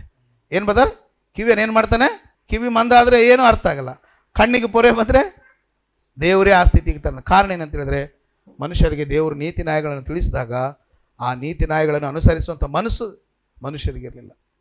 ಅದಕ್ಕೆ ಇವತ್ತು ಎಷ್ಟೋ ಜನ ಕಿವಿಯಾರೆ ಕೇಳಿದ್ರೆ ಏನಾಗಲ್ಲ, ಗ್ರಹಿಸಲ್ಲ, ಕಣ್ಣಾರೆ ಕಂಡ್ರು ಕೂಡ ಅವ್ರಿಗೇನಾಗಲ್ಲ, ತಿಳಿದೇ ಇಲ್ಲ. ದೇವರು ಅಂಥ ಅವಿಧೇಯತಾ ಸ್ಥಿತಿಗೆ ಮನುಷ್ಯರನ್ನು ತರ್ತಾನೆ. ಆದ್ದರಿಂದ ಬಿ ಕೇರ್ಫುಲ್. ದೇವರು ಎಲ್ಲ ಮನುಷ್ಯರನ್ನು ನೀತಿ ನ್ಯಾಯಗಳನ್ನು ಅನುಸರಿಸಿ ನಡೆಯಬೇಕೆಂಬುದಾಗಿ ಅಪೇಕ್ಷೆ ಪಡ್ತಾ ಇದ್ದೀನಿ. ನೀತಿ ನ್ಯಾಯ ಕನಿಕರವನ್ನು ಅನುಸರಿಸಿ ನಡಿಬೇಕು. ದೇವ್ರ ಮಕ್ಕಳಾಗಿ ನಾವು ನೀತಿ ನ್ಯಾಯಗಳನ್ನು ಅನುಸರಿಸಿ ನಡಿಬೇಕೆಂಬುದಾಗಿ ದೇವ್ರು ಏನು ಮಾಡ್ತೇನೆ, ಅಪೇಕ್ಷೆ ಪಡ್ತೇನೆ. ನೀತಿ ನ್ಯಾಯಗಳನ್ನು ಬಿಟ್ಟರೆ ಕಿವಿ ಏನಾಗ್ತವೆ, ಮಂದಾಗ್ತವೆ, ಕಣ್ಣು ಮೊಬ್ಬಾಗ್ತವೆ, ಹೃದಯಕ್ಕೆ ಕೊಬ್ಬೇರಿಸ್ತಾನಂತೆ. ಏನು ಮಾಡ್ತಾನೆ ಬದರ್, ಹೃದಯಕ್ಕೆ ಕೊಬ್ಬೇರಿದ್ರೆ ನಿನಗೇನಾಗಲ್ಲ, ಗೊತ್ತಾಗಲ್ಲ. ಅವಿಧೇಯತಾ ಸ್ಥಿತಿಯಲ್ಲಿ ನೀನು ದೇವರಿಗೆ ಮಾನಸಾಂತರ ಹೊಂದಿ ದೇವರ ಕಡೆಗೆ ತಿರ್ಕೊಂಡು ಸ್ವಸ್ಥತ ಹೊಂದದ ಹಾಗೆ ಮಾಡ್ತಾನೆ. ಆದ್ದರಿಂದ ಮನುಷ್ಯರಿಂದ ದೇವರು ಬಯಸ್ತಾ ಇರ್ತಕ್ಕಂಥ ಎರಡನೇ ಸಂಗತಿ ಅಂದರೆ ನೀತಿ ನ್ಯಾಯಗಳನ್ನು ಅನುಸರಿಸಿ ನಡಿಬೇಕು. ಓಕೆನಾ. ಮೂರನೇದು ಏನಂದರೆ, ನಿಮ್ಮೊಳಗೆ ಒಳ್ಳೆಯ ವಿಷಯಗಳನ್ನು ತುಂಬಿಸ್ಕೊಳ್ಳಿರಿ. ನಮ್ಮೊಳಗೆ ಅಂದರೆ ನಮ್ಮ ಹೃದಯದಲ್ಲಿ ಯಾವಾಗಲೂ ಕೆಟ್ಟ ಸಂಗತಿಗಳಿರಬಾರ್ದು, ಒಳ್ಳೆಯ ಸಂಗತಿಗಳನ್ನು ತುಂಬಿಸ್ಕೊಂಡಿರ್ಬೇಕು. ಮತ್ತೆ ಏನು ಬರೆದ ಸುವಾರ್ತೆ 12ನೇ ಅಧ್ಯಾಯ 35 ವರ್ಷ ನೋಡಿ. ಮತ್ತೆ ಏನು ಬರೆದ ಸುವಾರ್ತೆ 12ನೇ ಅಧ್ಯಾಯ 35ನೇ ವಚನ. ಮತ್ತೆ ಏನು ಬರೆದ ಸುವಾರ್ತೆ 12ನೇ ಅಧ್ಯಾಯ 35 ವಚನ ಬರ್ತಾರೆ. 12:35 ನೋಡ್ರಿ. ಒಳ್ಳೆಯವನು ತನ್ನ ಒಳ್ಳೆಯ ಬೊಕ್ಕಸದೊಳಗಿಂದ ಒಳ್ಳೆಯ ವಸ್ತುಗಳನ್ನು ತೆಗೆಯುತ್ತಾನೆ. ತೆಗೆಯುತ್ತಾನೆ. ಕೆಟ್ಟವನು ಕೆಟ್ಟ ಬೊಕ್ಕಸದೊಳಗಿಂದ ಕೆಟ್ಟ ವಸ್ತುಗಳನ್ನು ತೆಗೆಯುತ್ತಾನೆ. ಇಲ್ಲಿ ಕೆಟ್ಟ ಬೊಕ್ಕಸ ಒಳ್ಳೆಯ ಬೊಕ್ಕಸ ಅಂದ್ರೆ ಹೃದಯ. ಎಲ್ಲಿ ಬದರ್? ಒಳ್ಳೆಯವನು ಒಳ್ಳೆಯ ಬೊಕ್ಕಸದಿಂದ ಒಳ್ಳೆಯ ವಸ್ತುಗಳನ್ನು ತೆಗಿತಾನೆ, ಕೆಟ್ಟವನು ತನ್ನ ಕೆಟ್ಟ ಬೊಕ್ಕಸದಿಂದ ಕೆಟ್ಟ ವಸ್ತುಗಳನ್ನು ತೆಗಿತಾನೆ. ಇಲ್ಲಿ ಬೊಕ್ಕಸ ಅಂದ್ರೆ ಏನರ್ಥ? ಹೃದಯ. ಇಷ್ಟ. ಒಳ್ಳೆಯವನು ಇಲ್ಲಿ ಒಳ್ಳೆಯ ವಸ್ತುಗಳಿವಂತೆ. ಇಲ್ಲಿ ಹೌದಾ ಬದರ್? ಬೋರ್ಡ್ ಕಡೆ ನೋಡಿ. ಒಳ್ಳೆಯವನು ಒಳ್ಳೆಯ ಬೊಕ್ಕಸದಿಂದ ಒಳ್ಳೆಯ ವಸ್ತುಗಳು ಬರ್ತವೆ, ಕೆಟ್ಟವನು ಕೆಟ್ಟ ಬೊಕ್ಕಸದಿಂದ ಕೆಟ್ಟ ವಸ್ತುಗಳನ್ನು ತೆಗೆಯುತ್ತೆ. ಅಂದರೆ ಒಳ್ಳೆಯವನಿಗೆ ಅವನು ಹೃದಯದಿಂದ ಒಳ್ಳೆಯ ವಿಚಾರಗಳನ್ನೇ ತೆಗಿತಾನೆ, ಕೆಟ್ಟವನು ತನ್ನ ಕೆಟ್ಟ ಹೃದಯದಿಂದ ಕೆಟ್ಟ ಮಾತುಗಳನ್ನೇ ಅಥವಾ ಕೆಟ್ಟ ವಿಚಾರಗಳನ್ನೇ ಹೊರಗೆ ತೆಗಿತಾನೆ. ಹೌದಾ ಬದರ್? ನಾವು ಹೃದಯದಲ್ಲಿ ಏನಿದ್ರೆ ಅದೇ ಎಲ್ಲಿಗೆ ಬರುತ್ತೆ. ಹೌದಲ್ಲ ಬದರ್? ಈಗ ಒಂದು ಕೊಬ್ಬರಿ ಎಣ್ಣೆ ಬಾಟ್ಲಿದೆ ಅನ್ಕೊಳ್ಳಿ, ಅದನ್ನ ಮುತ್ ಕಡೆ ಹಾಕಿ ಏನು ಬರುತ್ತೆ? ಯಾಕೆ ಕೊಬ್ಬರಿ ಎಣ್ಣೆ ಯಾಕೆ ಬರುತ್ತೆ ಬದ್ರೆ? ಅದರೊಳಗೆ ಏನಿದೆಯೋ ಅದೇ ಬರುತ್ತೆ, ಬೇರೆ ಎಣ್ಣೆ ಬರಲಿಕ್ಕೆ ಸಾಧ್ಯ ಇಲ್ಲ. ಈಗ ಹೃದಯದಲ್ಲಿ ಒಳ್ಳೆ ವಿಚಾರಗಳಿದ್ರೆ, ಒಳ್ಳೆ ವಿಷಯಗಳಿದ್ರೆ ಇಲ್ಲಿಂದ ಒಳ್ಳೆದು ಬರುತ್ತೆ ನೋಡಿ. ಅದೇ ಒಳ್ಳೆಯವನು ಒಳ್ಳೆಯ ಬೊಕ್ಕಸದಿಂದ ಒಳ್ಳೆಯ ವಸ್ತುಗಳನ್ನೇ ತೆಗಿತಾನೆ, ಕೆಟ್ಟವನು ಕೆಟ್ಟ ಬೊಕ್ಕಸದಿಂದ. ಏನು ಅರ್ಥ ಬದರ್ ಇದು? ಒಳ್ಳೆಯವನು ಹೃದಯದಲ್ಲಿ ಏನಿರ್ತವೆ? ಒಳ್ಳೆ ವಿಷಯಗಳಿರ್ತವೆ. ಅದೇ ಅವನ ಬಾಯಿಗೆ ಅವನ ಕುರಿತು ಅವನು ಮಾತಾಡ್ತಾನೆ. ಒಂದು ವೇಳೆ ಆ ವ್ಯಕ್ತಿ ಕೆಟ್ಟವನಾಗಿದ್ದರೆ ಕೆಟ್ಟ ವಿಚಾರಗಳೇ ಅವನ ಬಾಯಿಂದ ಬರ್ತವೆ, ಕೆಟ್ಟ ವಿಷಯಗಳೇ ಬರ್ತವ. ಕಾರಣ ಏನು? ಬಾಯಿಂದ ಕೆಟ್ಟ ಮಾತುಗಳು, ಬಾಯಿಂದ ಕೆಟ್ಟ ವಿಷಯಗಳು ಬರ್ಲಿಕ್ಕೆ ಕಾರಣ ಏನು? ಕೆಟ್ಟ ಬೊಕ್ಕ. ಇದು ಕೆಟ್ಟ ಬೊಕ್ಕಸ. ಇದು ಏನು ಬದರಿದ? ಇಲ್ಲಿ ಕೆಟ್ಟ ಬಾಕ್ಸ್ ಇರೋದ್ರಿಂದ ಈ ಕೆಟ್ಟ ಬಾಕ್ಸ್ನಿಂದ ಅವನು ಯಾವ ವಸ್ತುಗಳು ತೆಗಿತಾನೆ? ದೇವರು ಯಾವ್ದು ಬಯಸ್ತಾನೆ ಇದೆರಡರಲ್ಲಿ? ಏನು ಇದನ್ನ ಇದು ಇರಬಾರ್ದಂತ. ಪ್ರತಿಯೊಬ್ಬರ ಬಾಕ್ಸ್ ಹೆಂಗೆ ಇರ್ಬೇಕು ಬದರ್? ಒಳ್ಳೆಯ ಹೃದಯ, ಒಳ್ಳೆಯ ಮನಸ್ಸು ಇರ್ತಕ್ಕಂಥ ಅವರ ಹೃದಯದಲ್ಲಿ ಯಾವಾಗಲೂ ಒಳ್ಳೆಯ ವಿಷಯಗಳೇ. ಈ ಒಳ್ಳೆಯ ವಿಷಯಗಳಿದ್ದಾಗ ಒಳ್ಳೆಯ ಸಂಗತಿಗಳು ಬರ್ತವೆ. ಕೆಟ್ಟ ಬೊಕ್ಸ ಇದ್ರೆ ಕೆಟ್ಟ ಸಂಗತಿಗಳೇ ನಮಗೆ ಬರ್ತವೆ. ನಮ್ಮ ಹೃದಯದಲ್ಲಿ ಒಳ್ಳೆಯ ವಿಚಾರಗಳಿದ್ರೆ ದೇವ್ರ ವಾಕ್ಯ ಅದನ್ನು ಫಲಿಸುವಂತೆ ಮಾಡುತ್ತೆ. ಕೆಟ್ಟ ವಿಚಾರಗಳಿದ್ರೆ ದೇವ್ರ ವಾಕ್ಯ ಆ ಕೆಟ್ಟತನವನ್ನು ಬೆಳೆಸುತ್ತೆ. ಇದು ನಿಮ್ಗೆ ಅರ್ಥ ಆಗ್ಲಿಕ್ಕೆ ಯೆಶಾಯನ ಪುಸ್ತಕ ನೋಡಿ, 55ನೇ ಅಧ್ಯಾಯ, ಯೆಶಾಯ 55 10ನೇ ವಚನ. ಚೆನ್ನಾಗಿ ನೋಡ್ಕೊಳ್ಳಿ. 55ನೇ ಅಧ್ಯಾಯ 10ನೇ ವಚನ ಓದಿ ಬದರ್. ಯೆಶಾಯನ ಪುಸ್ತಕ 55 10ನೇ ವಚನ. ಮಳೆಯು ಹಿಮವು ಆಕಾಶದಿಂದ ಬಿದ್ದು ಭೂಮಿಯನ್ನು ತೋಯಿಸಿ ಹಸಿರುಗೊಳಿಸಿ ಫಲಿಸುವಂತೆ ಮಾಡಿ ಬಿತ್ತುವವನಿಗೆ ಬೀಜವನ್ನು ಉಣ್ಣುವವನಿಗೆ ಆಹಾರವನ್ನು ಒದಗಿಸದೆ ಹೊರತು ಹೇಗೆ ಆಕಾಶಕ್ಕೆ ಸುಮ್ಮನೆ ಹಿಂದಿರುಗುವುದಿಲ್ಲ. ರೈಟ್. ಇಲ್ಲಿ ಏನ್ ಹೇಳ್ತಾನೆ ಅಂದ್ರೆ, ಆಕಾಶದಿಂದ ಬರ್ತಕ್ಕಂಥ ಮಳೆ ಮತ್ತು ಏನು ಬಂದ್ರೆ ಮಂಜು. 10ನೇ ವಚನ ನೋಡಿ, ಫಸ್ಟ್ ವಚನ 10ನೇ ವಚನ ಸ್ಟಾರ್ಟಿಂಗ್. ಮಳೆಯು ಮತ್ತೆ ಹಿಮ ಅಂದ್ರೆ ಮಂಜು. ಹೌದಾ ಬ್ರದರ್? ಹಿಮ ಅಂದ್ರೆ ಏನ್ ಬ್ರದರ್? ಮಂಜು. ಸೊ ಮಳೆ ಮತ್ತು ಹಿಮ ಭೂಮಿ ಮೇಲೆ ಬೀಳುತ್ತೆ. ಯಾಕೆ ಬೀಳುತ್ತೆ ಬ್ರದರ್? ಅದು ಭೂಮಿಯನ್ನು ಏನ್ ಮಾಡಿ ತಂಪು ಮಾಡುತ್ತೆ, ಭೂಮಿಯನ್ನು ತೋಯಿಸುತ್ತೆ. ಆ ಮಳೆ ಮತ್ತು ಹಿಮದ ಕೆಲಸ ಏನಂತ ಹೇಳಿದ್ರೆ ಭೂಮಿಯನ್ನು ಏನ್ ಮಾಡುತ್ತೆ? ತೋಯಿಸುತ್ತೆ. ಯಾಕೆ ತೋಯಿಸುತ್ತೆ ಅಂದ್ರೆ ಬೆಳೆಯುವವನಿಗೆ ಬೀಜವನ್ನು, ಉಣ್ಣುವವನಿಗೆ ಆಹಾರ. ಆ ಮಳೆ ಬಂದ್ಮೇಲೆ ಅದು ಕೊಟ್ಟೆ ಹೋಗುತ್ತಾ? ಒಂದೊಂದ್ಸಲ ಓದಿ ಬದ 10ನೇ ವಚನ. ಮಳೆಯು ಹಿಮವು, ನೋಡ್ರಿ ಚೆನ್ನಾಗಿ ಕೇಳ್ರಿ. ಮಳೆಯು ಹಿಮವು ಆಕಾಶದಿಂದ ಬಿದ್ದು, ಎಲ್ಲಿಂದ ಬೀಳುತ್ತೆ ಬದರ್? ಆಕಾಶದಿಂದ ಬಿದ್ದು ಏನ್ ಮಾಡುತ್ತೆ ನೋಡಿ, ಭೂಮಿಯನ್ನು ತೋಯಿಸಿ. ಏನ್ ಮಾಡುತ್ತೆ ಬದರ್? ಭೂಮಿಯನ್ನು ಏನ್ ಮಾಡುತ್ತೆ? ತೋಯಿಸಿ ಹಸಿರುಗೊಳಿಸಿ. ಏನ್ ಮಾಡುತ್ತೆ? ಹಸಿರುಗೊಳಿಸಿ ಅಂದ್ರೆ ಪಲ್ಯ, ಬೀಜ ಬಿತ್ತಿವಿ ಎಲ್ಲ ಹಸಿರುಗೊಳಿಸಿ ಫಲಿಸುವಂತೆ ಮಾಡಿ. ಮಳೆ ಮತ್ತು ಹಿಮದ ಕೆಲಸ ಅಂದ್ರೆ ಬೀಜವನ್ನು ಫಲಿಸುವಂತೆ ಮಾಡಿ ಹಸಿರುಗೊಳಿಸುತ್ತದೆ. ಬಿತ್ತುವವನಿಗೆ ಬೀಜವನ್ನು.